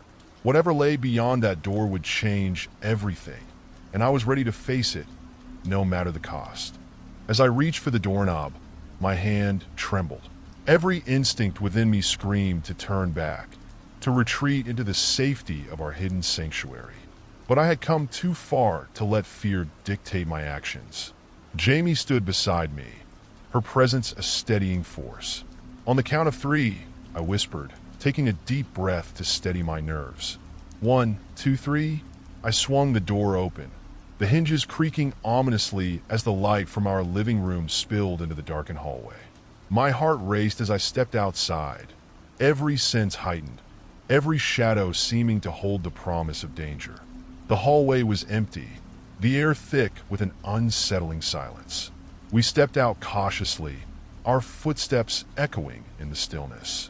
I strained my ears, hoping to catch any sound that might indicate what had caused that loud bang. "Maybe it was just the wind," Jamie suggested, her voice barely above a whisper, but even she sounded uncertain. "Let's check the apartment," I replied, feeling a knot tighten in my stomach. We moved slowly, our footsteps muffled against the floor, and made our way through the dimly lit space.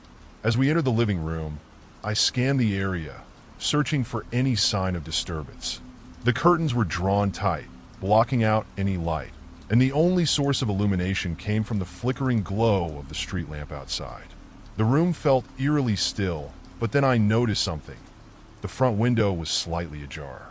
"Did you leave that open?" I asked, my heart racing as a wave of cold air swept through the room. "No," Jamie replied, her eyes widening in alarm. "I'm sure I closed it earlier." A sense of dread washed over me. My mind raced with the possibilities.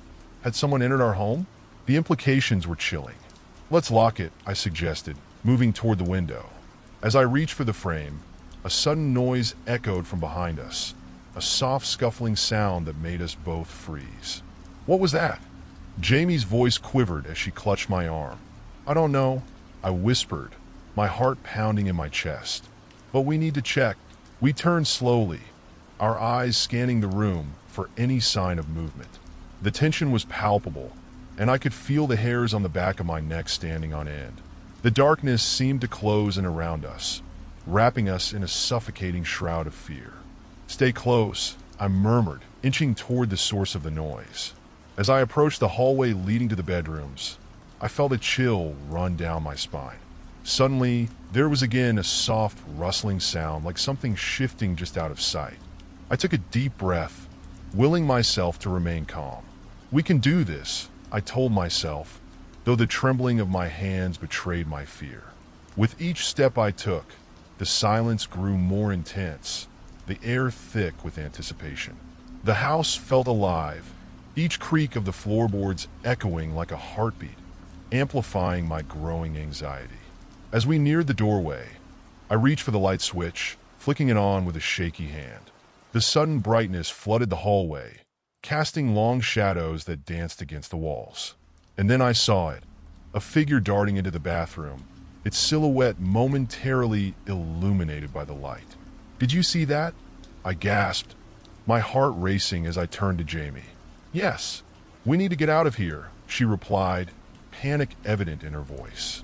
Before I could respond, the bathroom door slammed shut with a resounding bang, echoing through the apartment. My heart raced as the reality of the situation crashed over me like a wave. Someone or something was inside my home. "Call the police," I urged, my voice urgent. Jamie fumbled for her phone, her fingers trembling as she dialed. "Hello, is this the police?" she said, her voice wavering. "We think someone is in our apartment." I pressed my ear against the bathroom door, straining to hear any signs of movement. The air was thick with tension, each moment stretching out like an eternity. My mind raced with fear and uncertainty. What if they were armed? What if they were dangerous? "Stay on the line," Jamie said, her voice shaky but steady. "We're going to stay quiet and wait for them to arrive." I nodded, feeling a surge of adrenaline. "We need to make sure they don't know we're here," I whispered. We crouched down, retreating to the far corner of the living room, our breaths coming in hushed whispers. The sound of my heartbeat filled my ears as I tried to remain calm, but panic began to seep in. Minutes felt like hours as we waited, the silence growing heavier with each passing second. Just when I thought the tension would drive me mad, I heard a faint noise, a soft scratching sound coming from the bathroom door. "Did you hear that?" I whispered to Jamie, my voice barely audible. She nodded, her eyes wide with fear. "What do we do?" I strained my ears, listening intently. The scratching persisted, a slow and deliberate sound that sent chills racing down my spine. "Maybe we should distract them," I suggested, my mind racing. "If they think we're not here, maybe we can slip out the back." Jamie shook her head. "No, we can't just leave. What if they're waiting for us?" Before I could respond, the scratching stopped, replaced by a low, guttural sound that sent my heart plummeting into my stomach. It was almost a whisper, but I could hear the malice behind it. "Let me in," the voice murmured, a chilling tone that sent shivers down my spine. I froze, my blood running cold. "Oh my God," I whispered, my heart racing. "Call for help, please," Jamie cried, clutching her phone tightly. But before she could speak, the doorknob began to rattle, the sound echoing in the silence. Panic surged through me as I realized the figure was trying to get in. "Run!" I shouted, grabbing Jamie's hand and pulling her toward the back of the apartment. We darted through the living room, but before we could reach the exit, the bathroom door burst open with a deafening crash. A shadowy figure stood in the doorway, its eyes glinting in the dim light. It was a man, his face obscured by darkness, a twisted grin stretching across his lips. "Where do you think you're going?" he sneered, his voice dripping with malice. My heart raced as we turned to flee, but the man lunged forward, blocking our path. In that instant, everything seemed to slow down, the air thickening, time stretching as fear consumed me. "Please let us go," Jamie begged, her voice breaking. The man laughed, a cruel sound that echoed in the silence. "You shouldn't have gone snooping around. Now it's too late." In that moment, everything I had feared came crashing down around me. The darkness that had been creeping into my life had finally taken shape, and there was no escaping it now. But as fear threatened to engulf me, a sudden surge of adrenaline coursed through my veins. I couldn't let this man win. We had to fight back to survive. "Run!" I shouted again, pushing Jamie toward the back door. We bolted, hearts pounding, adrenaline driving us forward as we barreled past the man. I could feel his presence close behind us, the weight of his malice pressing down on my back. Just as we reached the door, I glanced back, his eyes locked onto ours, filled with a twisted joy. "Get out!" I screamed, flinging the door open and pulling Jamie through. We stumbled into the night, the cold air hitting us like a wall as we ran into the darkness. My mind raced with panic as we sprinted toward the parking lot, our breaths coming in ragged gasps. Behind us, I could hear the sound of footsteps pounding against the ground, growing louder as he chased us. "Keep going," I shouted, urging Jamie to run faster. We reached her car, and I fumbled for the door handle, my hands shaking with fear. "Unlock it," I yelled, glancing back toward the building. Come on," she cried, desperately hitting the button. The door finally clicked open, and we dove inside, slamming the doors shut behind us. I locked the doors as Jamie turned the key in the ignition, panic evident in her eyes. "Drive! Just drive!" I shouted, my heart racing as I glanced back toward the building. As we pulled away, I felt a rush of relief, but the danger still loomed in the shadows. The figure was still out there, and I knew that our ordeal was far from over. As we sped down the road, I couldn't shake the feeling that this was just the beginning of something much darker. The echoes of the night would haunt me, a reminder that some nightmares were all too real. The engine hummed steadily as we sped away from the chaos behind us, the night air rushing through the open windows. But even as the distance grew, the lingering terror clung to me like a shadow. Jamie's hands gripped the steering wheel, knuckles white, and I could see the fear etched on her face as we drove. "Where do we go?" she asked, her voice trembling. "Anywhere but here," I replied, my mind racing. I had no clear destination in mind, just a desperate need to put as much distance as possible between us and the danger we had narrowly escaped. As we navigated through the darkened streets, my thoughts spiraled back to that figure in the bathroom. The man had looked so familiar, and yet I couldn't place where I might have seen him before. The twisted grin, the cold, mocking gaze, it all felt like a waking nightmare. "I can't believe this is happening," Jamie said, breaking the suffocating silence. "What if he follows us?" "He won't," I assured her, though my own heart raced with doubt. "We're safe now. We need to get to a public place." Jamie nodded, her eyes darting to the rearview mirror as if expecting to see the man lurking behind us. We drove for what felt like an eternity, the city lights flickering past us. As we neared a 24-hour diner, I felt a flicker of hope. "Let's stop there," I suggested. "We can regroup and figure out what to do next." Jamie pulled into the parking lot, and I felt a wave of relief wash over me as we stepped out of the car. The neon sign buzzed above us, casting a warm glow in the chilly night air. Inside, the diner was bustling with activity. Waitstaff moving briskly between tables, the smell of greasy food wafting through the air. We took a booth in the corner, wanting to keep our backs to the wall. "What now?" Jamie asked as she slid into the seat, her hands still shaking. I sighed, raking a hand through my hair. "We need to call the police. We can't just pretend this didn't happen." Jamie nodded, pulling out her phone. "I just hope they believe us." As she dialed, I scanned the diner, my eyes searching for any signs of danger. The chatter and laughter around us felt like a veil, a false sense of security that I desperately needed. "Hello? Yes, we need to report a break-in." Jamie spoke into the phone, her voice steadying as she recounted our harrowing experience. I listened intently, my heart racing with each detail she shared. While Jamie spoke, I noticed a couple at the booth across from us whispering to each other, their eyes flickering between us and the door. A wave of paranoia washed over me. Were they part of it? Were we still being watched? "Okay, thank you," Jamie said, ending the call. She looked at me, a mix of relief and fear in her eyes. "They're sending someone over, but it might take a while." "Great," I replied, trying to keep my voice calm.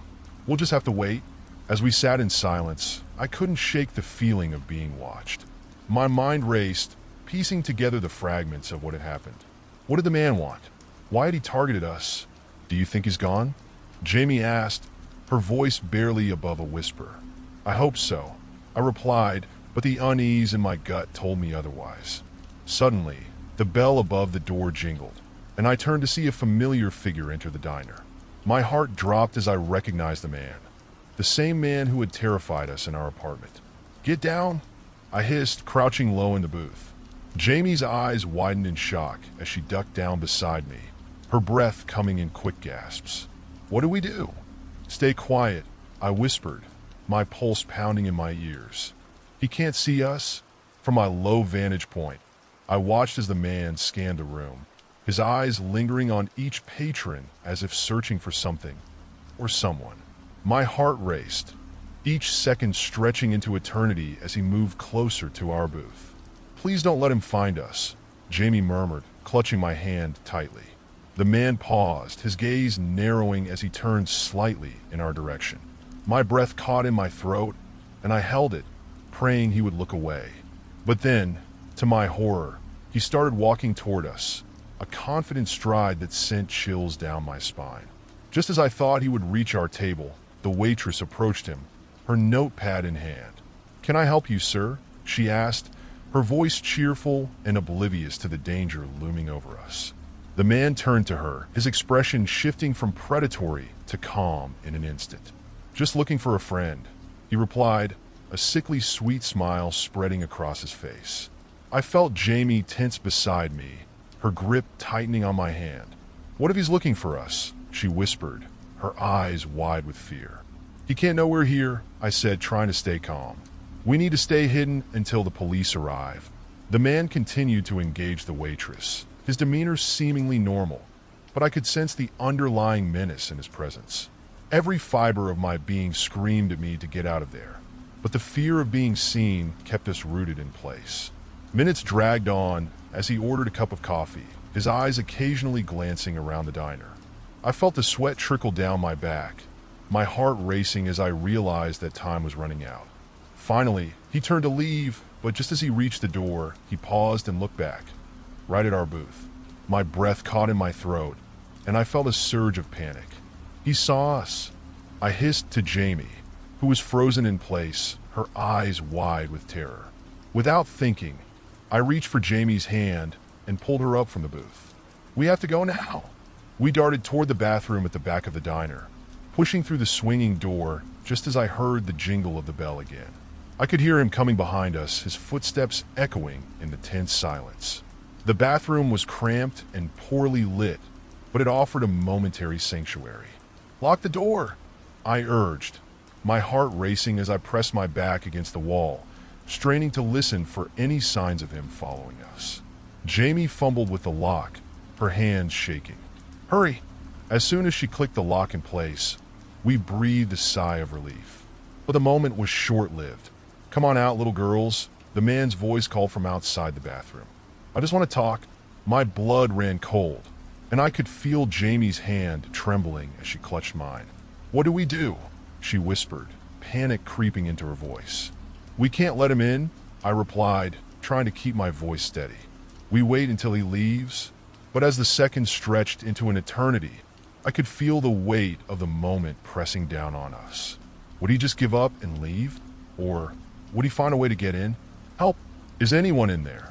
He called again, the sweetness in his voice replaced by a sinister edge. "You can't hide forever." I felt the walls closing in around me, the oppressive darkness weighing heavily on my chest. "We're going to have to make a run for it," I whispered, my mind racing with possible escape plans. "Are you crazy?" Jamie replied, her eyes wide with fear. "He'll catch us." "We can't stay here. We have to find a way out," I insisted.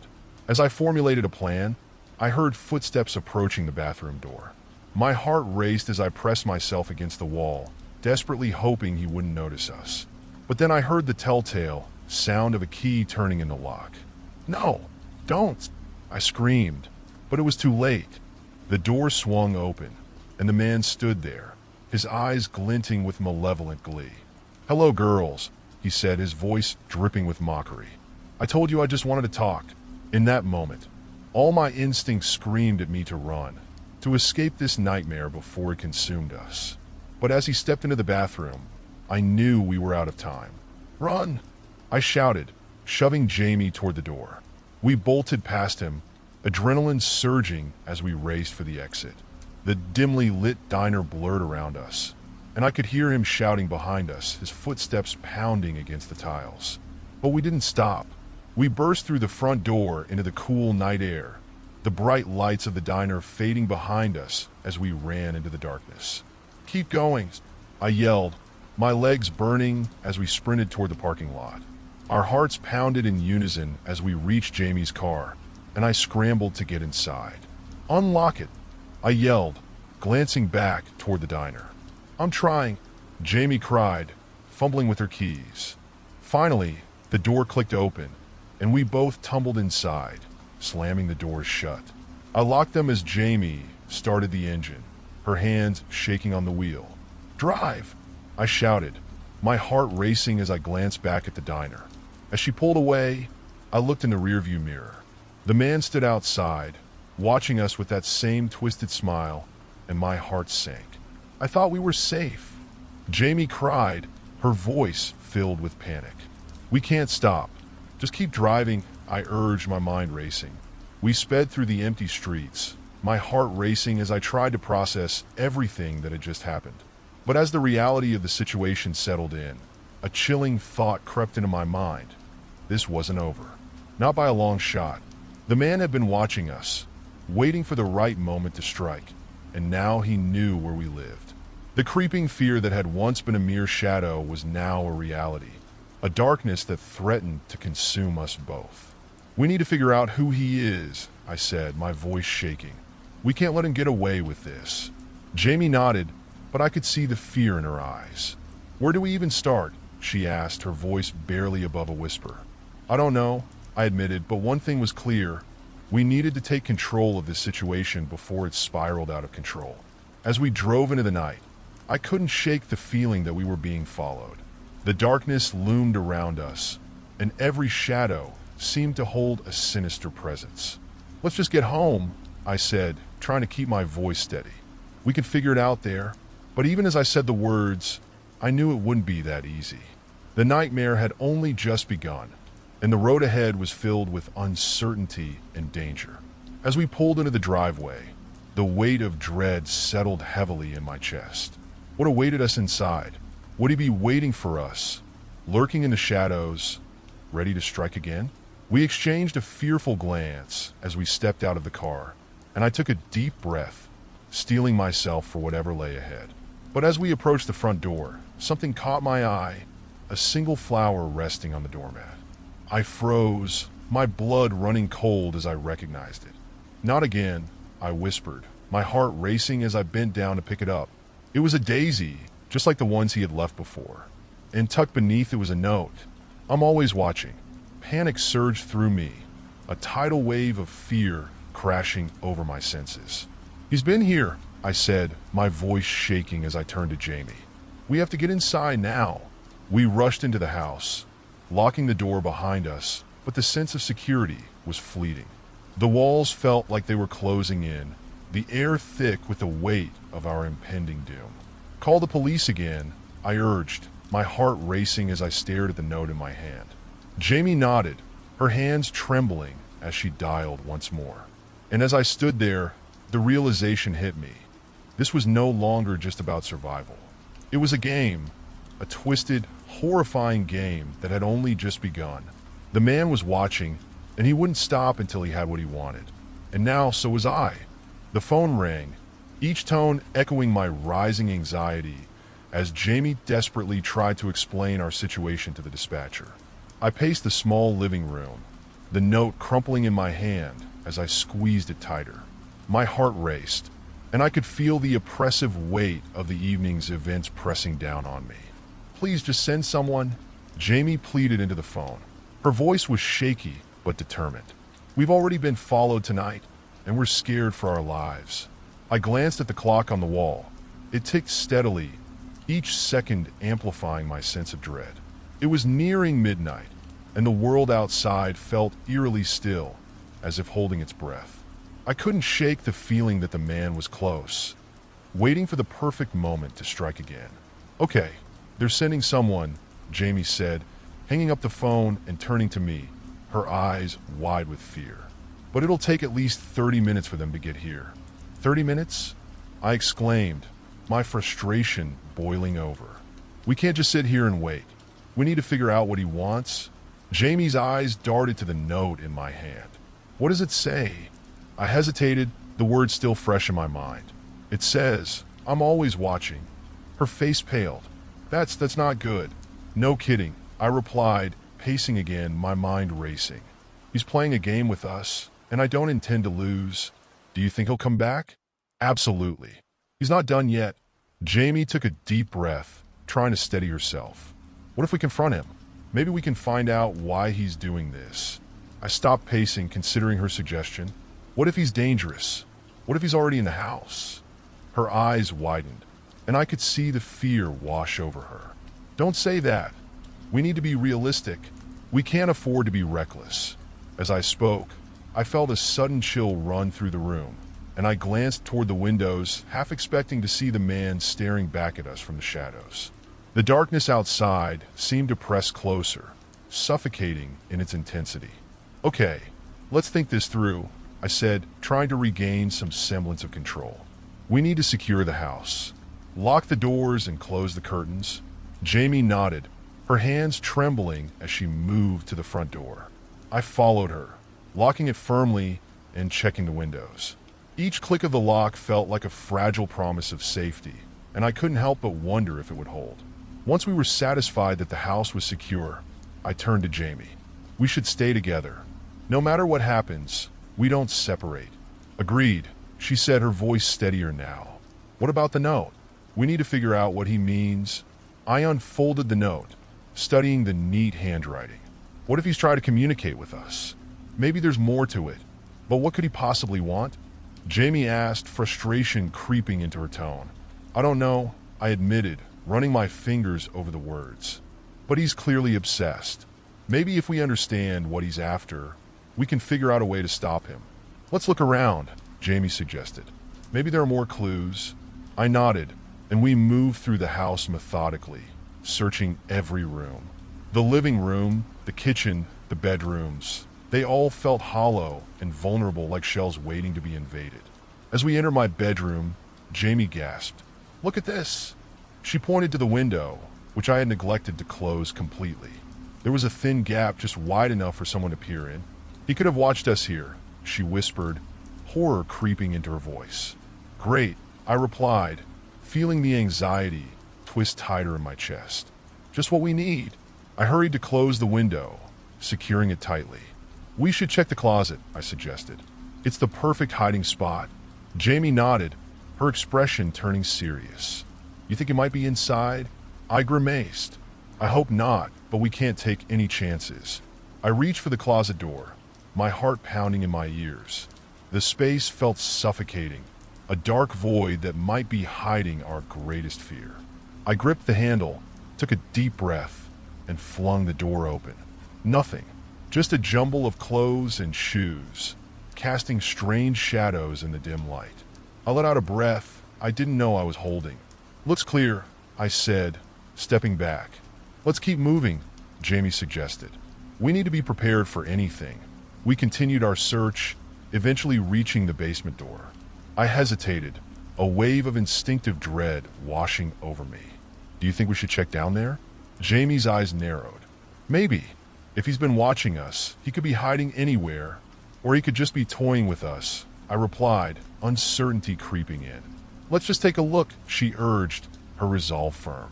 With a heavy heart, I opened the basement door, the creaking sound echoing ominously in the silence. We flicked on the light switch, and the dim bulb illuminated the stairs leading down into darkness. As we descended, the air grew colder, and the smell of dampness filled my lungs. I felt a shiver run down my spine, but I pressed forward. The basement was cluttered with boxes and old furniture, remnants of a life before this nightmare had begun. "Do you see anything?" Jamie whispered, glancing around nervously. I shook my head. "Just junk." Suddenly, a noise shattered the silence, a soft thump coming from the far corner of the basement. I froze, adrenaline surging through me. "Did you hear that?" I whispered, my heart racing. Jamie nodded, her face pale. "What was it?" I strained to listen, the darkness swallowing any sound that followed. "I don't know," I said, my voice barely audible. "Let's get out of here," Jamie urged, backing away slowly. As we turned to leave, another thump echoed, closer this time. It sounded like something shifting, a faint scraping sound that sent chills coursing through me. "We need to go now," I said, my voice firm. Just as we started to ascend the stairs, the light flickered ominously, plunging us into darkness. My breath quickened as panic surged through me. "Jamie," I shouted, reaching for her hand in the pitch black. "I'm here," she replied, her voice trembling. But just then, I heard a soft whisper, faint yet chilling. "Don't leave." My blood turned to ice. It was the voice from the baby monitor, soft, haunting, and filled with a sorrow I couldn't comprehend. "Who's there?" I shouted, my voice breaking. Silence enveloped us, but I could feel something looming in the darkness, an unseen presence that threatened to swallow us whole. "Let's get out of here," Jamie screamed, and together we scrambled up the stairs, my heart pounding in my chest. As we reached the top, the basement light flickered back to life, illuminating the space. But there was nothing behind us. I locked the basement door behind us, my breath coming in quick bursts as we stood in the living room, trying to calm our racing hearts. "What was that?" Jamie whispered, her face pale. "I don't know," I admitted, feeling the weight of dread settle over me like a fog. "But we can't let our guard down. Not for a second." As we caught our breath, the reality of our situation hit me like a punch to the gut. We were trapped in a nightmare, a twisted game of cat and mouse, and the stakes were higher than I had ever imagined. "We need to find out who he is," I said firmly. "And we need to do it before he makes his next move." Jamie nodded, her eyes resolute. "We will. We have to fight back." But even as I spoke the words, I could feel the shadows closing in around us, the chilling reminder that our nightmare was far from over. The weight of our resolve hung heavy in the air as we stood together in the living room, the dim light casting elongated shadows across the walls. I could feel the adrenaline still coursing through my veins, a fierce reminder of the terror we had just faced in the basement. "Okay, let's think this through," I said, trying to maintain a sense of calm despite the chaos swirling around us. "We need to find out who he is and what he wants from us. There must be something we're missing." Jamie nodded, determination replacing the fear in her eyes. "We should look for anything that might give us a clue about him. Maybe we can figure out why he's targeting us." I moved to the coffee table, picking up the note again. This note, it's not just a warning. It feels personal, almost like a challenge. Or a game, Jamie added, her brow furrowing. "He's toying with us?" I glanced around the room, the walls feeling closer now, as if they were closing in on us. "Let's check the rest of the house again. Maybe there's something we missed before." We started in the living room, rifling through drawers and cabinets, but it felt like searching for a needle in a haystack. The atmosphere was stifling, each creak of the floorboards amplifying our anxiety. "Do you think he knows us?" Jamie asked, her voice barely above a whisper as she rummaged through the kitchen. "I mean, how else would he know where to leave the note?" "Maybe he's been watching us for a while," I replied, swallowing hard. "But why now? What triggered this?" As I opened another drawer in the kitchen, I found an old journal, one that belonged to my mother. "Wait, this might be something," I said, flipping through the yellowed pages. Jamie leaned over, curiosity piqued. "What does it say?" I scanned the entries, but most were mundane: daily life, grocery lists, the occasional family update. But then I stumbled upon a date circled in red ink.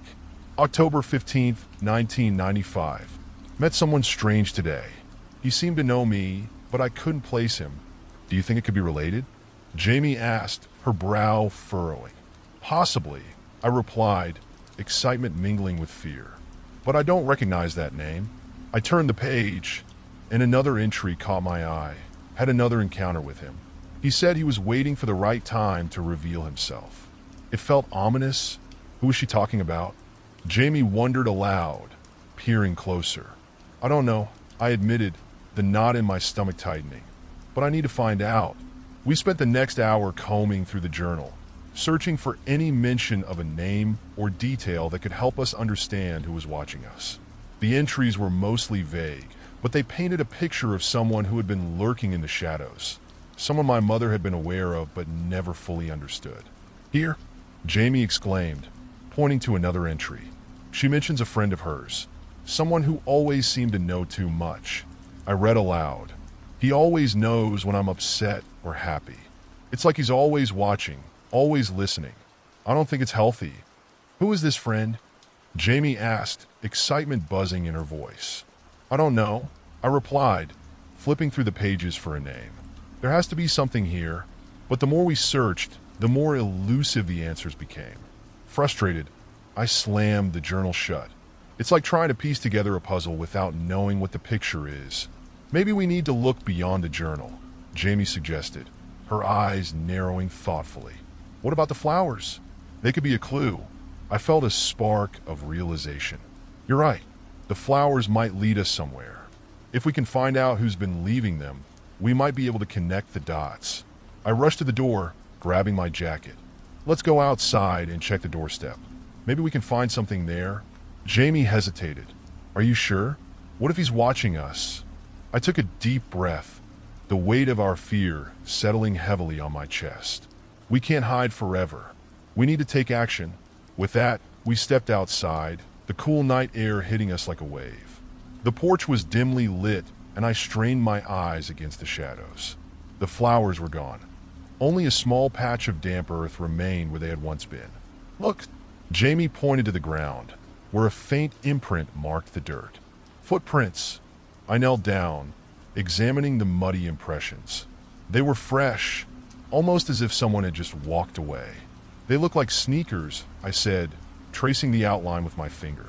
Let's follow them, Jamie suggested, her voice tinged with excitement. We moved cautiously, the footprints leading away from the house and into the darkness of the yard.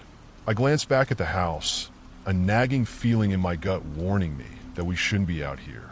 But curiosity drove us forward. The footprints wound around the side of the house, disappearing into a narrow space between the fence and a cluster of trees. Do you think we should go in there?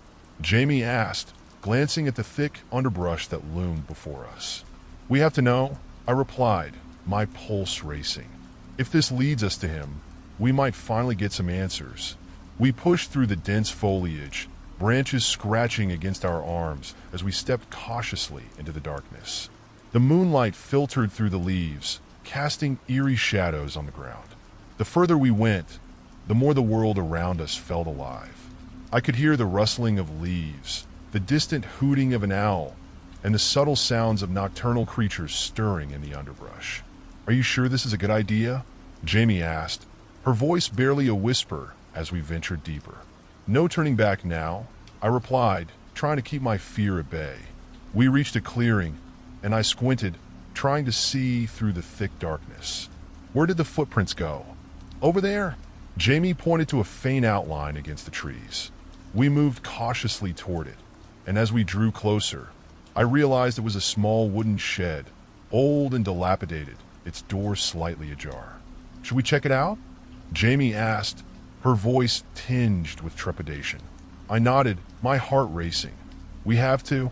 As we approached the door, I felt a surge of anxiety.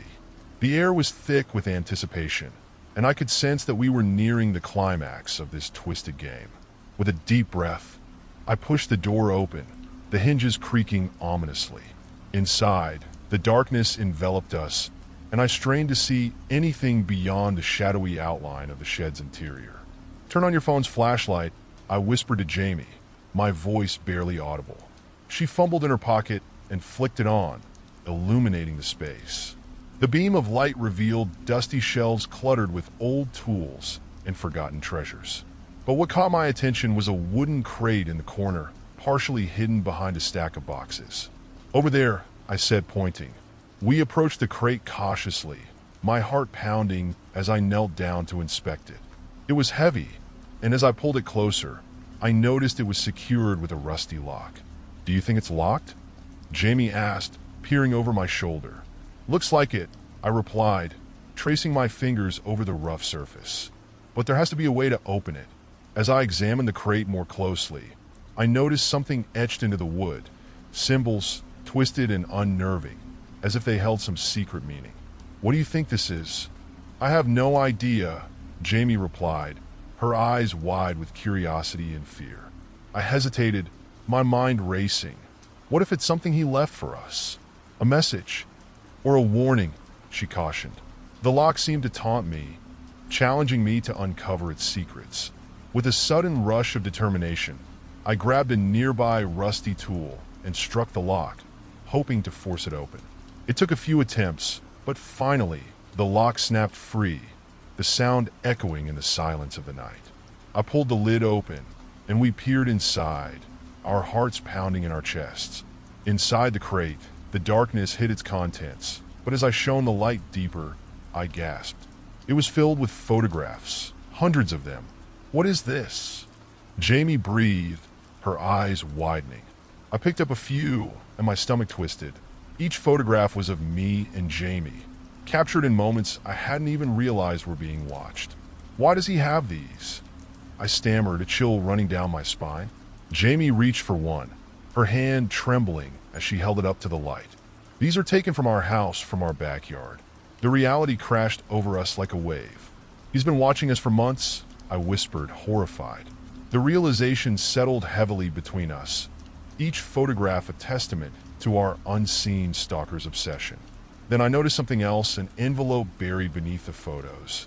With shaky hands, I pulled it out, feeling the weight of its contents. I opened it slowly, revealing a handwritten note. The scrawled words felt like daggers aimed directly at my heart. I'm always watching. You can't hide from me. The game has just begun. Who is this guy? Jamie asked, her voice trembling. I don't know, but we need to leave. Now. I quickly gathered the photos and the note, shoving them into my backpack. Let's go, I urged, pulling Jamie back toward the door. As we stepped outside, the weight of the situation crashed down on me. We were in over our heads, and I couldn't shake the feeling that the worst was yet to come. Do you think he knows we found this? Jamie asked, glancing around nervously. I hope not, I replied, my heart racing as we made our way back to the house. But we can't be sure. We have to stay alert. Once we were safely inside, I locked the door behind us, the sound echoing through the stillness. What do we do now? Jamie asked, her voice shaky. We need to figure out how to confront him, I replied, determination hardening in my chest. But first, we need to tell someone. We can't handle this alone. But even as I said the words, a chilling thought crept into my mind. What if no one believed us? What if we were truly on our own in this? The realization sent a shiver down my spine, a silent reminder that the game was far from over. And as I glanced at the photographs scattered across the floor, I couldn't shake the feeling that we were about to dive deeper into a nightmare that had only just begun. The weight of the night pressed down on us as we sat huddled in the living room. The photographs and the notes spread out like a grotesque puzzle on the coffee table. Shadows danced across the walls, and every creak of the house felt amplified in the silence. My heart raced as I tried to formulate a plan. We need to report this, Jamie said, her voice barely a whisper. The police need to know. I nodded, but the idea filled me with dread. Would they take us seriously? Would they believe that a stranger had been stalking us, watching our every move? I picked up one of the photographs, my stomach twisting as I examined it closer. It was a candid shot of Jamie and me in our backyard, laughing and enjoying a sunny afternoon. Look at this, I said, holding it out for her to see. He's been watching us for so long. Maybe he's just some creepy neighbor, Jamie suggested. Try to sound hopeful. Or maybe he's someone we don't even know. Someone from our past, I replied, my mind racing. The connection to my mother's journal loomed large in my thoughts. What if he's linked to that? She asked, her eyes widening. I don't know, but we need to find out who he is and what he wants before it's too late, I said, determination surging through me. We both sat in silence for a moment, the gravity of the situation weighing heavily on us. I knew we couldn't just sit around waiting for something to happen. Let's go back to the shed, I said suddenly, the idea sparking a sense of urgency within me. There might be more clues we missed. Jamie hesitated, biting her lip. Are you sure? What if he's watching us again? We can't let fear control us. We need answers, Jamie, I insisted, trying to sound more confident than I felt. With a shared look of determination, we gathered our things, the photographs and the notes stashed safely in my backpack. We slipped out the back door, stepping into the cool night air, our breaths visible in the dim light. The path to the shed felt longer this time, as if the shadows had deepened around us. My heart thumped in my chest, each step echoing my anxiety. Once we reached the shed, I felt a wave of apprehension wash over me. The door creaked as I opened it, and the darkness inside loomed like a mouth ready to swallow us whole. I'll go first, I said, trying to sound brave. You stay close. As we stepped inside, Jamie turned on her flashlight, illuminating the cramped space. The boxes and clutter seemed to close in around us, and the air was thick with dust and a sense of foreboding. Look again at the crate, Jamie suggested, her voice shaky as she scanned the dim interior. Maybe we missed something? I nodded and moved toward the crate, my heart racing. I carefully lifted the lid again, peering inside. The photographs were still there, but something else caught my eye, a small, battered notebook tucked away in the corner. Jamie, check this out, I said, pulling it out. Is it more of his writings? She asked, her curiosity piqued. I flipped through the pages, revealing scrawled notes and sketches that sent chills down my spine. Each page was filled with names, dates, and drawings that depicted my house, the yard, and, horrifyingly, every room inside. He's been planning this, I muttered, horrified. He's been keeping track of everything. Who is he? Jamie asked, her voice barely above a whisper. I continued to flip through the pages until I found a particular drawing. A crude sketch of a figure standing outside my bedroom window, the moonlight shining down on it. My stomach dropped as I realized that it looked just like the silhouette I had seen that night. That's him, I said, my voice shaking. He's been here. Just then, I heard a noise outside, a rustling in the bushes that sent my heart racing. Did you hear that? Jamie whispered, panic creeping into her voice. Yeah, I replied, my throat dry. We need to get out of here. We started backing toward the door when a shadow shifted just outside the entrance, freezing us in place. Who's there? I shouted, trying to sound brave despite the fear coursing through me. But there was only silence, a heavy, oppressive silence that made my skin crawl. Maybe it's just an animal, Jamie suggested, though her eyes were wide with fear.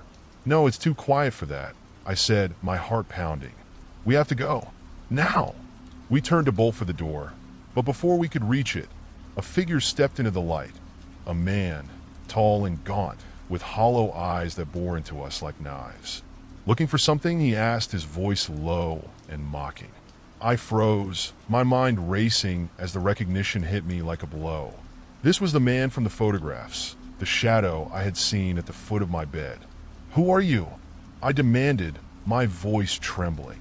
Just a friend, he said, a smile creeping across his face that sent a chill down my spine.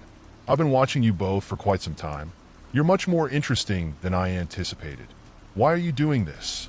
Jamie asked, stepping closer to me, her voice laced with anger.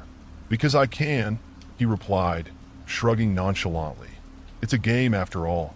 You have to admit, it's been quite fun, hasn't it? My fists clenched, anger bubbling inside me. This isn't a game. You're sick.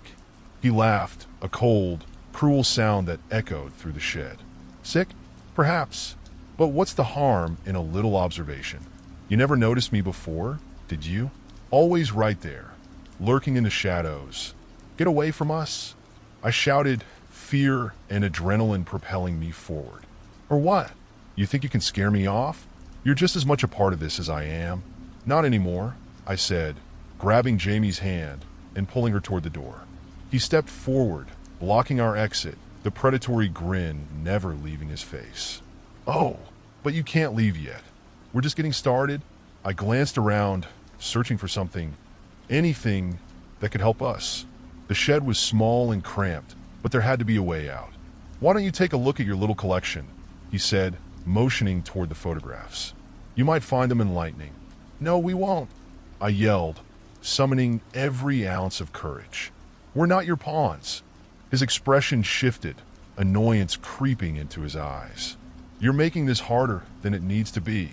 With a sudden movement, he lunged toward us. I reacted instinctively, shoving Jamie behind me and reaching for anything I could use as a weapon. My fingers closed around a rusty tool on a nearby shelf, and I swung it at him.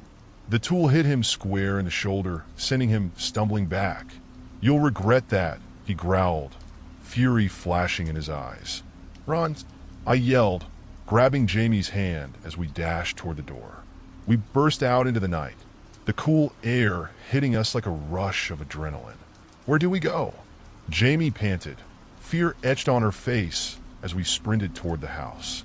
Anywhere but here, I shouted, glancing back to see him emerging from the shed, rage written across his features. We bolted across the yard, our feet pounding against the ground as we sprinted toward the safety of the house. My heart raced, each beat echoing in my ears as I glanced back to see him gaining on us. Almost there, I urged, adrenaline fueling my speed. We reached the porch, and I flung the door open, practically dragging Jamie inside. Lock it, I yelled as I slammed it shut behind us. We fumbled with the lock, our breaths coming in desperate gasps as we finally secured it. What do we do now? Jamie asked, her eyes wide with panic. We need to call the police, I said, my voice steadying as I grabbed my phone. But as I glanced at the screen, my heart sank. No signal. We have to go to the neighbors, Jamie suggested, her voice trembling. Okay, but we can't just leave. We need to secure the house, I said, glancing around the living room. We quickly checked the windows and doors, making sure everything was locked tight. But I could feel the anxiety creeping back in, the weight of the situation pressing down on us. As we settled back in the living room, I caught a glimpse of movement outside, just beyond the window. Did you see that? I asked, my heart racing again. What? Jamie whispered, her eyes darting around the room. There was someone out there, I replied, moving cautiously toward the window. I pulled the curtain aside, peering out into the darkness. My breath caught in my throat as I saw him standing at the edge of the yard, just beyond the reach of the porch light. Why don't you come out and play? He called, his voice dripping with mockery. Get away from here, I shouted, anger and fear blending into one. Make me, he taunted, his silhouette shifting slightly. I felt Jamie's hand grip my arm tightly, her fear palpable. We can't let him get in, I said, my voice low. He took a step closer, a twisted smile on his face as he relished in our terror. You can't hide from me forever. This is only the beginning. And with that, he turned and melted back into the darkness, leaving us trembling in our living room. Is he gone? Jamie whispered, her eyes wide. I don't know, I replied, my heart pounding. But deep down, I knew this wasn't over. The game had truly just begun, and we were trapped in a nightmare of his making. The following days blurred together, each one filled with anxiety and fear. The police arrived, but despite our frantic recounting of events, they seemed skeptical. They took the photographs and the note, promising to investigate, but I could tell by their demeanor that they thought we were exaggerating. We'll keep an eye out, one officer said, a forced smile on his face. But you two just need to be careful. Careful. That felt like a joke. How could we be careful when we had no idea who was watching us? Every creak of the house, every gust of wind, sent my heart racing. We slept with the lights on, and I couldn't shake the feeling that he was still out there, lurking in the shadows, waiting for the right moment to strike again. But despite our fear, we refused to let it consume us. We started to document everything, every strange sound, every feeling of being watched. We created a timeline, hoping to piece together his movements and figure out what he wanted from us. Then, one evening, just as we were settling down for dinner, there was a knock at the door. My heart dropped as I exchanged a glance with Jamie. Who could that be? She whispered, fear evident in her eyes. Stay here, I said, my voice steady despite the panic bubbling within me. I approached the door cautiously, my hand trembling as I reached for the handle. "Who is it?" I called out, trying to sound calm. "It's me," a voice said, familiar yet chilling. "I just want to talk." I froze. It was him. "Go away," I shouted, backing away from the door. "Why don't you let me in? We can have a real conversation," he called, his voice dripping with false charm. "I'm calling the police," I yelled, turning back to the kitchen to grab my phone. "Go ahead," he taunted. "They won't be able to help you. I know everything about you." My heart raced as I dialed 911, praying they would answer quickly. But just as I hit the call button, the lights flickered, plunging the room into darkness. "Jamie," I called out, panic rising. "Over here," she yelled, her voice filled with fear. I stumbled toward her, trying to keep my cool. "Do you think he cut the power?" she asked, her voice shaking. "Maybe," I replied, my heart pounding in my chest. But before I could say anything more, I heard a crash from outside, the sound of glass shattering. "What was that?" Jamie gasped, her eyes wide. "Stay here," I instructed, my voice firm. I crept toward the window, peering out into the darkness. I could barely make out his silhouette moving near the porch, and my blood ran cold. "Why don't you come out and play?" he called again, his voice mocking. In that moment, something snapped inside me. "No more games," I shouted, my voice echoing in the night. "Games are the only thing I know," he replied, a twisted grin visible even in the dark. I felt a surge of adrenaline as I turned away from the window, my mind racing. "Jamie, we need to find a way out," I said urgently. "Now." "What about the front door?" she asked, glancing back at the kitchen. "He's waiting for us there," I replied, my mind spinning with possibilities. "Then what do we do?" I thought quickly, scanning the room. We had to outsmart him, use the darkness to our advantage. "Let's go out the back," I suggested. "We can circle around and find help." "Okay," Jamie agreed, her voice steadying as we both prepared to move. We slipped quietly through the back door, the cool night air hitting us like a wave as we stepped outside. The yard was shrouded in darkness, and I could hear my heart pounding in my ears. "Where do we go?" Jamie whispered, glancing around nervously. "Let's head toward the woods," I replied, motioning for her to follow me. "It'll give us cover." We moved quickly, our feet crunching on the fallen leaves as we made our way through the shadows. The trees loomed around us, their branches swaying in the wind, and I felt a sense of foreboding settle in. "What if he follows us?" Jamie asked, glancing over her shoulder. "He won't," I assured her, but the doubt gnawed at me. We pressed deeper into the woods, the darkness thickening around us. My breath came in short gasps as fear washed over me. "We should find a way to call for help," Jamie suggested, her voice trembling. "Right?" I said, trying to keep my own fear at bay. "Let's keep moving." We stumbled upon a clearing, moonlight filtering through the trees. I caught my breath, my heart racing as I took in our surroundings. "Do you think we lost him?" Jamie asked, her eyes scanning the tree line. "I hope so," I replied, pulling out my phone. But as I looked at the screen, my stomach dropped again, still no signal. "Great," I muttered, frustration boiling inside me. Suddenly, a sound broke through the silence, a rustling in the bushes, followed by a low chuckle that made my blood run cold. "Did you really think you could escape?" the voice called, chilling me to the bone. "Run," I shouted, grabbing Jamie's hand and pulling her deeper into the woods. We dashed through the trees, branches whipping at our faces as we moved as fast as we could. But he was close behind, his laughter echoing through the darkness, fueling my panic. "Where do we go?" Jamie panted, her breath coming in sharp gasps. "I don't know," I yelled, adrenaline coursing through my veins. We burst through the underbrush and into a small clearing. In the center stood a dilapidated shed, the door hanging off its hinges. "Let's hide in there," I suggested, pulling her toward it. We slipped inside, the darkness enveloping us as we pressed ourselves against the wall, trying to catch our breath. "Do you think he saw us?" Jamie whispered, fear lacing her voice.